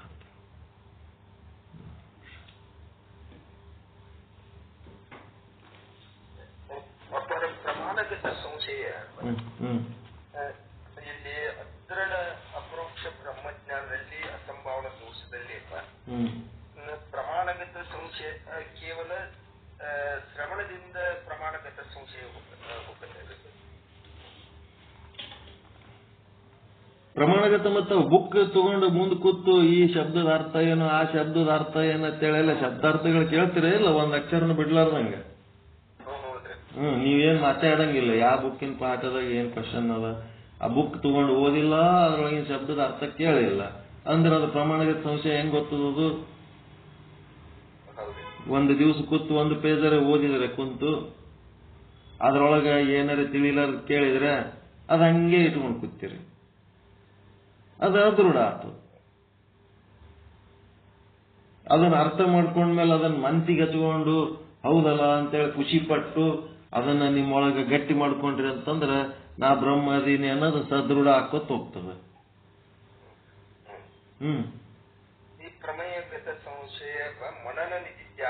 ಮನನದಿಂದ ಅಷ್ಟೇ, ಮನನದಿಂದ. ನಿಧಿಧ್ಯಾಸನ ಅಂತಂದ್ರೆ ನೀವೇನ ಮನನ ಮಾಡ್ಕೊಂಡಿರಿ, ಪ್ರಯತ್ನ ಪೂರ್ವಕವಾಗಿ ಮನನ ಮಾಡಿರ್ತೀರಿ. ಅದೇನಾಗಬೇಕು? ಅಪ್ರಯತ್ನ ಪೂರ್ವಕವಾಗಿ ಮನನ ಆಗಿದ್ದಕ್ಕೆ ನಿಧಿಧ್ಯಾಸನ ಅಂತಾರೆ. ನಿಮ್ಮೂರು ಯಾವುದು ಅಂತ ಕೇಳಿದ್ರೇನು ಪ್ರಯತ್ನ ಮಾಡಿ ಹೇಳ್ತೀರೇನು? ನಮ್ಮೂರ್ಗೆ ಗೋಕಾಕತ್ತೆ ಹೇಳ್ತೀರಿ, ಅದು ನಿಧಿಧ್ಯಾಸನ ಆಗ್ಯಾವ. ನಿಮ್ ಮಗಳ ನೌಕರಿ ಮಾಡೋ ಕಂಪನಿ ಯಾವ್ದತ್ ಕೇಳಿದ್ರೆ ಪಟಕ್ಕತ್ತೆ ಹೇಳಕ್ ಬರಲ್ಲ, ಸ್ವಲ್ಪ ಕೇಳಿ ಹೇಳ್ತಿರ್ತಾರೆ ಅಂತ. ಯಾಕಂದ್ರೆ ಮನನ ಆಗಿಲ್ಲ. ಮಕ್ಕಳು ನೌಕರಿ ಮಾಡೋ ಕಂಪನಿಗಳು ಕೇಳಿದ್ರೆ ಏನೋ ಒಂದು ನಮೂನಿ ಇರ್ತಾವ ಹೆಸರುಗಳು. ಮನನ ಆಗಿಲ್ಲ. ಅದು ಪ್ರಯತ್ನ ಪೂರ್ವಕವಾಗಿ ನೀವು ವ್ಯಕ್ತಪಡಿಸೋದು ಮನನ, ಅಪ್ರಯತ್ನ ಪೂರ್ವಕವಾಗಿ ವ್ಯಕ್ತಪಡಿಸೋದು ನಿಧಿಧ್ಯಾಸನ. ಆಟೆಲ್ಲ ತಿಳ್ಕೊಂಡ ಮೇಲೂ ಒಳಗ ಏನಿರ್ತದ? ಭ್ರಾಂತಿ ಅನ್ನೋದು ಏನಿರ್ತದೆ? ಎಷ್ಟು ಜ್ಞಾನ ಪಡ್ಕೊಂಡ್ರು ಅವಿದ್ಯಾ ಜಾಲ ಹೋಗಂಗಿಲ್ಲ. ಅದಕ್ಕೆ ತತ್ ತ್ವಂ ಪದಾರ್ಥ ಶೋಧನದೊಳಗೆ ಮುಣಗ್ಬೇಕು. ತತ್ ಅಂದ್ರೇನು, ತ್ವಂ ಅಂದ್ರೇನು, ತತ್ತಿನ ವಾಚ್ಯಾರ್ಥ ಲಕ್ಷ್ಯಾರ್ಥಗಳು ಯಾವುವು, ತ್ವಮ್ಮಿನ ವಾಚ್ಯಾರ್ಥ ಲಕ್ಷ್ಯಾರ್ಥಗಳು ಯಾವುವು, ಏನು ಅಂತೇಳಿ ಅವುಗಳ ಸಂಶೋಧನೆ ಒಳಗೆ ಮುಳುಗಿ ಬಿಟ್ರಿ ಅಂತಂದ್ರ ಎಲ್ಲ ಭ್ರಮೆಗಳು ಭ್ರಾಂತಿಗಳು ಎಲ್ಲ ನಾಶ ಆಗ್ತಾವ.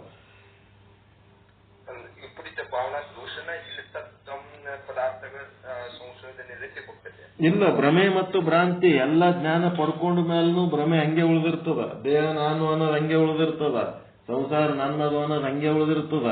ಯಾಕೆ ಉಳಿದಿರ್ತದ ಅಂತಂದ್ರ ಸಂಸಾರದಾಗ ಮುಣಿಗೆರಿ. ಆ ಸಂಸಾರದಾಗ ಮುಳುಗೋದ್ರ ಬದಲು ಈ ತತ್ವ ಪದಾರ್ಥ ಶೋಧನೆ ಒಳಗೆ ಮುಣಗ್ಬೇಕು. ಇದ್ರಾಗ ಎಷ್ಟು ಮುಣಗ್ತೀರಿ ಅಷ್ಟು ಅದ್ರೊಳಗಿಂದ ಹೊರಗೆ ಬರ್ತೀರಿ. ಇದು ವಿಪರೀತ ಭಾವನಾ ದೋಷ ಹೋಗ್ತೈತೆ. ಪದಾರ್ಥ ವಿಪರೀತ ಭಾವನಾ ದೋಷ ಹೋಗೋದು ನಿಧಿಧ್ಯಾಸನದಿಂದ. ನೀವು ತಿಳ್ಕೊರಿ, ಒಟ್ಟ ಅಸಂಭಾವನಾ ದೋಷ, ವಿಪರೀತ ಭಾವನಾ ದೋಷ ಅಂತ ಎರಡು. ಒಂದು ತಕ್ಕಡಿ ಹಾಕೋರಿ, ಮೊದಲು ದೋಷ ಮ್ಯಾಲ ದೋಷಗಳು ಅಂತ ಬರ್ಕೊಳ್ರಿ, ಬರ್ಕೊಂಡು ತೆಳಗೆ ತಕ್ಕಡಿ ಮಾಡ್ಕೊಳ್ರಿ. ಎರಡು, ಒಂದು ಅಸಂಭಾವನಾ ದೋಷ, ಇನ್ನೂ ಒಂದು ವಿಪರೀತ ಭಾವನಾ ದೋಷ, ಎರಡು ಮಾಡ್ಕೊಳ್ರಿ ತಕ್ಕಡಿ. ಮಾಡ್ಕೊಂಡ್ಮೇಲೆ ಆ ಅಸಂಭಾವನಾ ದೋಷದ ತೆಳಗ್ ಮತ್ತಿನ ಒಂದು ತಕ್ಕಡಿ ಮಾಡ್ಕೊಳ್ರಿ, ಮತ್ತೆರಡು ಅದಾವ ಅಲ್ಲಿ. ಒಂದು ಪ್ರಮಾಣಗತ, ಇನ್ನೊಂದು ಪ್ರಮೇಯಗತ. ಎಷ್ಟಾದ್ವು ಈಗ? ಪ್ರಮಾಣಗತ, ಪ್ರಮೇಯಗತ, ವಿಪರೀತ ಭಾವನಾ, ಮೂರಾದ್ವು ಈಗ.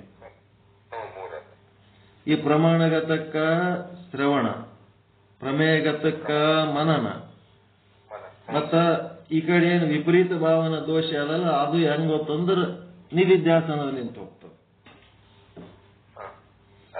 ಈಟೆಲ್ಲ ಆದಾಗ ಎಲ್ಲಿ ಆಗ್ತದೆ? ಸತ್ಸಂಗದ ಒಳಗಾತಿರ್ತದೆ ಇದೆಲ್ಲ. ನೀವು ಸತ್ಸಂಗನ ಗುರುವಿನ ಸಾನ್ನಿಧ್ಯ, ಶಾಸ್ತ್ರದ ಸಾನ್ನಿಧ್ಯ ಬಿಟ್ಟು ನೀವು ಬಿದ್ದು ಎದ್ರಿ ಅಂತಂದ್ರೆ ಏನಾಗ್ಬಿಡ್ತದ? ಮತ್ತೆ ಅದೇ ಭ್ರಮೆ ಭ್ರಾಂತಿ ಒಳಗೆ ಮುಣುಗ್ತೀರಿ. ಆ ಭ್ರಮೆ ಭ್ರಾಂತಿ ಮತ್ತೆ ಚಾಲು ಆಗ್ತದೆ. ಸತ್ಸಂಗ ಬಿಟ್ಟು ಕೂಡ್ಲೇನೆ ಅದು ಚಾಲು ಆಗ್ತದ. ಇದು ಬಿಟ್ಟು ಕೂಡ್ಲೇನು ನೀವು ಇದೇ ಭಾವದೊಳಗೆ, ಬ್ರಹ್ಮ ಭಾವದೊಳಗೆ ಇದ್ರಿ ಅಂತಂದ್ರೆ ಅದು ಹೆಂಗಿರ್ತದೆ ಅಂದ್ರೆ ತತ್ವ ಪದಾರ್ಥ ಶೋಧನೆ ಒಳಗೆ ಮುಳುಗಿದವನ ಲಕ್ಷಣ. ಅದ್ರಾಗ ಎಷ್ಟು ಆಳವಾಗಿ ಮುಳುಗ್ತೀರಿ ಅಲ್ಲಿ ಭ್ರಮೆ ಮತ್ತು ಭ್ರಾಂತಿಗಳು ಹೋಗ್ತಾವ. ದೇಹ ನಾನು ಎನ್ನುವುದು ಭ್ರಮೆ, ಸಂಸಾರ ನನ್ನದು ಎನ್ನುವುದು ಭ್ರಾಂತಿ. ಬ್ಯಾಡ್ ಅಂದ್ರೆ ಕೇಳಂಗಿಲ್ಲ, ಮತ್ತ ಇನ್ನ 100 ವರ್ಷ ಅದ್ರಾಗೆ ಸುತ್ತಾಡಿಸ್ಬೇಕಂತೀವಿ ನಾವು. ಈ ಭ್ರಮೆ ಭ್ರಾಂತಿಗಳು ಹೋಗ್ಬೇಕಂದ್ರೆ ಅದ್ರೊಳಗೆ ಮುಳುಗಬೇಕು. ನಾದ ಹತ್ಬೇಕಂತಾರೆ. ನಾದ ಹತ್ತಿತಂತಂದ್ರೆ ಮುಳುಗಿದಂಗೆ ಲೆಕ್ಕ. ಸಂಸಾರ ನಾದದೊಳಗಿದ್ದವನಿಗೆ ಪರಮಾರ್ಥದ ನಾದ ಹತ್ತಲ್ಲ. ಪರಮಾರ್ಥದ ನಾದ ಹತ್ತಿತಂತಂದ್ರೆ ಸಂಸಾರದ ನಾದ ಏನಾಗ್ತದ? ಸಣ್ಣದಾಗ್ತದ.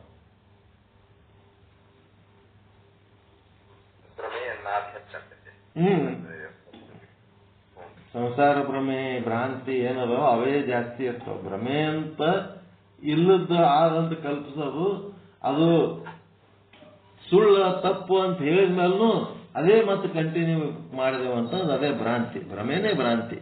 ಲಾಂಗ್ ಟರ್ಮ್ ಭ್ರಮೆಗೆ ಭ್ರಾಂತಿ ಅಂತಾರೆ, ಶಾರ್ಟ್ ಟರ್ಮ್ ಭ್ರಾಂತಿಗೆ ಭ್ರಮೆ ಅಂತಾರೆ. ಅವೆರಡು ಹೋಗ್ಬೇಕಾದ್ರೆ ತತ್ ತ್ವಂ ಪದಾರ್ಥ ಶೋಧನ.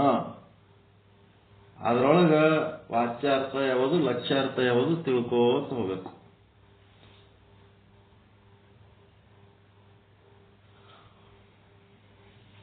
ಭ್ರಮೆ ಭ್ರಾಂತಿಗಳು ಎಲ್ಲ ಜ್ಞಾನ ಆದ್ಮೇಲೂ ಭ್ರಮೆ ಭ್ರಾಂತಿ ಹಂಗೆ ಉಳಿತು ಅಂದ್ರೆ ಆ ಸಂಶೋಧನೆ ಒಳಗೆ ಮುಣಗಬೇಕು. ತತ್ವ ಪದಾರ್ಥ ಶೋಧನೆ ಒಳಗೆ ಮುಣಗಬೇಕು. ಸಚ್ಚೈತ್ರ ತಿಳಿತಲ್ಲ?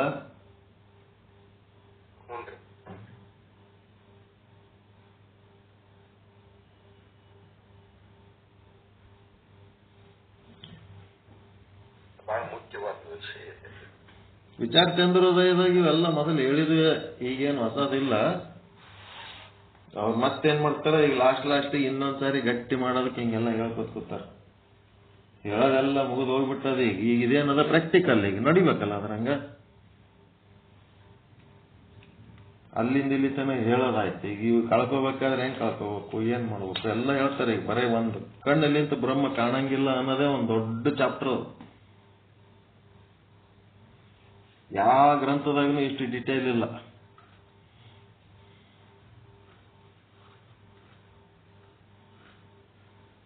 ಕಿವಿಗೆ ಕೇಳಿಸಂಗಿಲ್ಲ ಬ್ರಹ್ಮ, ಕಿವಿಗೆ ಅನುಭವಕ್ಕೆ ಬರಲ್ಲ ಅನ್ನೋದೇ ಒಂದು ದೊಡ್ಡ ಚಾಪ್ಟರ್ ಅದು. ಮೂಗಿಗೆ ಅನುಭವಕ್ಕೆ ಬರಲ್ಲ ಅನ್ನೋದೇ ಒಂದು ದೊಡ್ಡ ಚಾಪ್ಟರ್ ಅದು. ಆಗಂಗಿಲ್ಲ ಅನ್ನೋದೇ ಮೊದಲು. ಯಾಕೆ ಆಗಂಗಿಲ್ಲ ಅನ್ನೋದೆಲ್ಲ ಹೇಳ್ತಾರ. ಇಷ್ಟು ಡಿಟೇಲ್ ಯಾವ ಗ್ರಂಥದಾಗದ, ಯಾವ ದಾರ್ಶನಿಕರು ಬರ್ದಾರ ಇಷ್ಟು ಡಿಟೇಲ್ ಆಗಿ?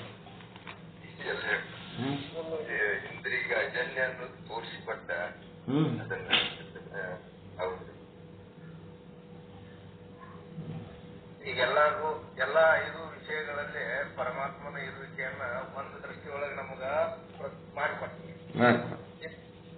ಇಂದ್ರಿಯಗಳ ಅಜನ್ಯ ಅಂತಕ್ಕಂಥದ್ದನ್ನ ನಮಗ್ ಪ್ರತ್ಯಕ್ಷ ಅನುಭವಕ್ಕೆ ಬರುವಂಗ ಬರೀ ಗುರುಗಳ ಮುಖಾಂತರ ನಾವು ಬಹಳ ಸುಂದರವಾಗಿ ಈಗ ನಮ್ಗೆ ವಿಷಯಗಳ ಮುಖಾಂತರ ಆನಂದವನ್ನು ಅನುಭವಿಸ್ತಾ ಇರ್ತೀವಲ್ರಿ. ಆ ಆನಂದದೊಳಗ ಬ್ರಹ್ಮದಾನ ಅಂತಕ್ಕಂಥ ವಿಚಾರಗಳನ್ನು ನಮಗೆ ಸುಂದರವಾಗಿ ತಿಳಿಸ್ಕೊಡ್ತಾರೆ. ವಿಷಯಗಳ ಮುಖಾಂತರ ಅನುಭವಿಸುವುದು ಆನಂದ ಅಲ್ಲ, ಅದು ಸುಖ ದುಃಖ. ಸುಖ ದುಃಖ ಆ ವಿಷಯದಲ್ಲಿನೂ ಕೂಡ ಪರಮಾತ್ಮ ಆನಂದನೇ ನಿಮಗ ಸುಖದ ರೂಪದಲ್ಲಿ ಬರ್ತದೆ. ಆನಂದ ಕಡಿಮೆ ಆದಾಗ ದುಃಖ ಅನ್ನಿಸ್ತದೆ ಅಷ್ಟೇ. ಆನಂದಲಿಂತೆ ಅದು ಆಗದು, ಆದ್ರ ಅದೇ ಆನಂದ ಅಲ್ಲ. ಸುಖ ದುಃಖನೇ ಆನಂದ ಅಲ್ಲ. ಚಾ ಕುಡಿದಾಗ ನಿಮ್ಗೆ ಖುಷಿ ಆಗಿದ್ದು ಅದು ಸುಖ, ಚಾ ಸಿಗ್ಲಾರ್ದಾಗ ದುಃಖ. ಆ ಸುಖ ಆಗಿದ್ದು ಏನದ ಅಂತ ನಿಮ್ಮ ಆನಂದನೇ ಸುಖದ ರೂಪದಲ್ಲಿ ಬಂದದ, ನಿಮ್ಗ ಭಾನ ಆಗ್ಯದ. ನಿಮ್ಮ ಆನಂದನೇ ನಿಮಗೆ ಭಾನ ಆಗ್ಯದ.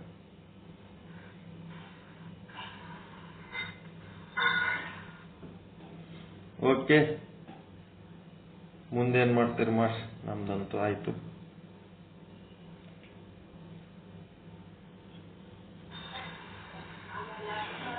ತುಂಬಾ ಧನ್ಯವಾದಗಳು.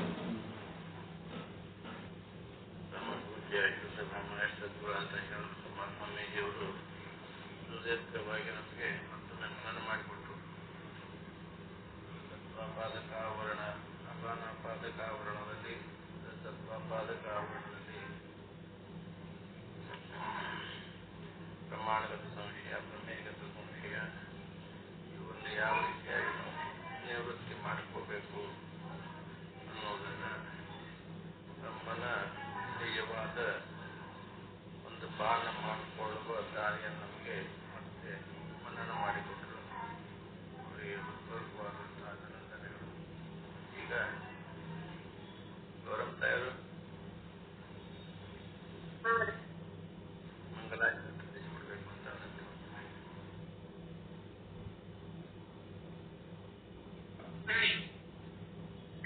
ಆರತಿಯನ್ನು ಬೆಳಗುವೇನು ಪೀತಾಂಬರಜಿಗೆ, ಪಂಡಿತ ಪೀತಾಂಬರಜಿಗೆ, ಸರ್ವಶಾಸ್ತ್ರ ಬಲ್ಲ ಮಹಾ ಸರ್ವಜ್ಞ ಮೂರ್ತಿಗೆ, ಬಾಲಬೋಧ ಶ್ರೀ ಚಂದ್ರೋದಯ ರಚಿಸಿದಾತನಿಗೆ, ವಿಚಾರ ಸಾಗರ ಇಂಗಿತ ತಿಳಿಸಲು ಟಿಪ್ಪಣಿ ಬೋಧಿಪಗೆ, ವೃತ್ತಿ ಪ್ರಭಾಕರ ಸಾರವನರಿತ ಭರತರ ಪಂಡಿತಗೆ, ವೃತ್ತಿ ರತ್ನಾವಳಿ ಕೃತಿಯನ್ನು ಪ್ರಕಟಿಪ ಮಹಾಮಹಿಮನಿಗೆ, ಸಂಸ್ಕೃತ ವರಿಯದ ಸಾಧಕ ಜನರಿಗೆ ಕರುಣೆಯ ತೋರಿದವಗೆ, ಪಂಚದಶಿ ಮಹಾಗ್ರಂಥವ ಹಿಂದಿ ಭಾಷೆಯೊಳು ಬರೆದವಗೆ, ಬಂಧ ಮೂಲ ಅಜ್ಞಾನವ ಕಳೆದ ಸದ್ಗುರುದೇವರಿಗೆ, ಕಂದನಾದ ಗುರುನಾಥಗೆ ಒಲಿದ ಗುರು ಶಿವಾನಂದರಿಗೆ, ಆರತಿಯನ್ನು ಬೆಳಗುವೇನು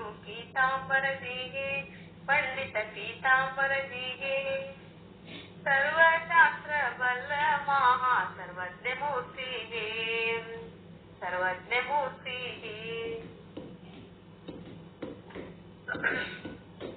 ಪರಮಗುರು ವಂದನೆ.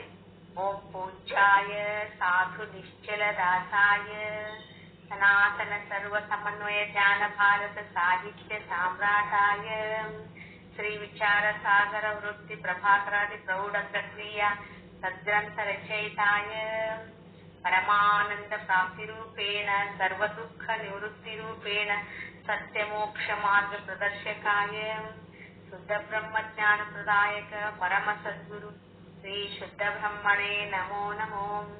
ಸಮಸ್ತ ಶುದ್ಧ ಬ್ರಹ್ಮ ಸ್ವರೂಪಾತ್ಮ ಚೇತನರ ಉತ್ಕಮಲ ವಾಸನೆ ನಮೋ ನಮೋ. ಓಂ ಚೈತನ್ಯಂ ಶಾಶ್ವತಂ ಶಾಂತಂ ವ್ಯೋಮಾತೀತಂ ನಿರಂಜನಂ ನಾದಬಿಂದು ಕಲಾತೀತಂ ತಸ್ಮೈ ಶ್ರೀ ಗುರುವೇ ನಮಃ. ಸ್ಥಾವರಂ ಜಂಗಮಂ ಚೈವ ಸದಾ ಚೈವ ಚರಾಚರಂ ವ್ಯಾಪ್ತಂ ಯೇನ ಜಗತ್ಸರ್ವಂ ತಸ್ಮೈ ಶ್ರೀ ಗುರವೇ ನಮಃ. ಜ್ಞಾನಶಕ್ತಿ ಸಮಾರೂಢ ತತ್ವಮಾಲಾ ವಿಭೂಷಿತಃ ಭಕ್ತಿ ಮುಕ್ತಿ ಪ್ರದಾತಾಯ ತಸ್ಮೈ ಶ್ರೀ ಗುರವೇ ನಮಃ. ಅನೇಕ ಜನ್ಮ ಸಂಪ್ರಾಪ್ತ ಸರ್ವಕರ್ಮ ವಿದಾಹಿನೆ स्वात्मज्ञान प्रभावेन तस्मै श्री गुरुवे नमः। न गुरोरधिकं तत्त्वं न गुरोरधिकं तपः तत्त्वं ज्ञानात् परं नास्ति तस्मै श्री गुरवे नमः। मन्नाथ श्री जगन्नाथ मद्गुरु श्री जगद्गुरु ममात्मा सर्वभूतात्मा तस्मै श्री गुरुवे नमः। ध्यानमूलं गुरुर्मूर्ति पूजामूलं गुरुपदं मंत्रमूलं गुरोर्वाक्यं मोक्षमूलं गुरुकृपः। गुरुरादिर्नादिश्च गुरु परमदैवतं गुरो परतरं नास्ति तस्मै श्री गुरवे नमः। ओम पूर्णमदः पूर्णमिदं पूर्णात् पूर्णमुदच्यते पूर्णस्य पूर्णमादाय पूर्णमेवावशिष्यते। ओम शांति शांति शांतिः। परमानंद प्राप्ति भव सर्व दुःख निवृत्ति भव इष्टार्थ सिद्धिरस्तु यशस्वी भव यशस्वी भव। ओम ಶಾಂತಿ ಶಾಂತಿ ಶಾಂತಿ। ಎಲ್ಲ ಗುರುಗಳಿಗೂ ಶರಣು ಶರಣಾರ್ಥಿಗಳು. ಎಲ್ಲ ಶುದ್ಧಾತ್ಮರಿಗೆ ಶರಣು ಶರಣಾರ್ಥಿಗಳು ಶರಣು ಶರಣಾರ್ಥಿಗಳು. ಎಲ್ಲರಿಗೂ ಶರಣು ಶರಣಾರ್ಥಿಗಳು. ಓಂ ನಮಃ ಶಿವಾಯ. ಶರಣು ಶರಣಾರ್ಥಿ.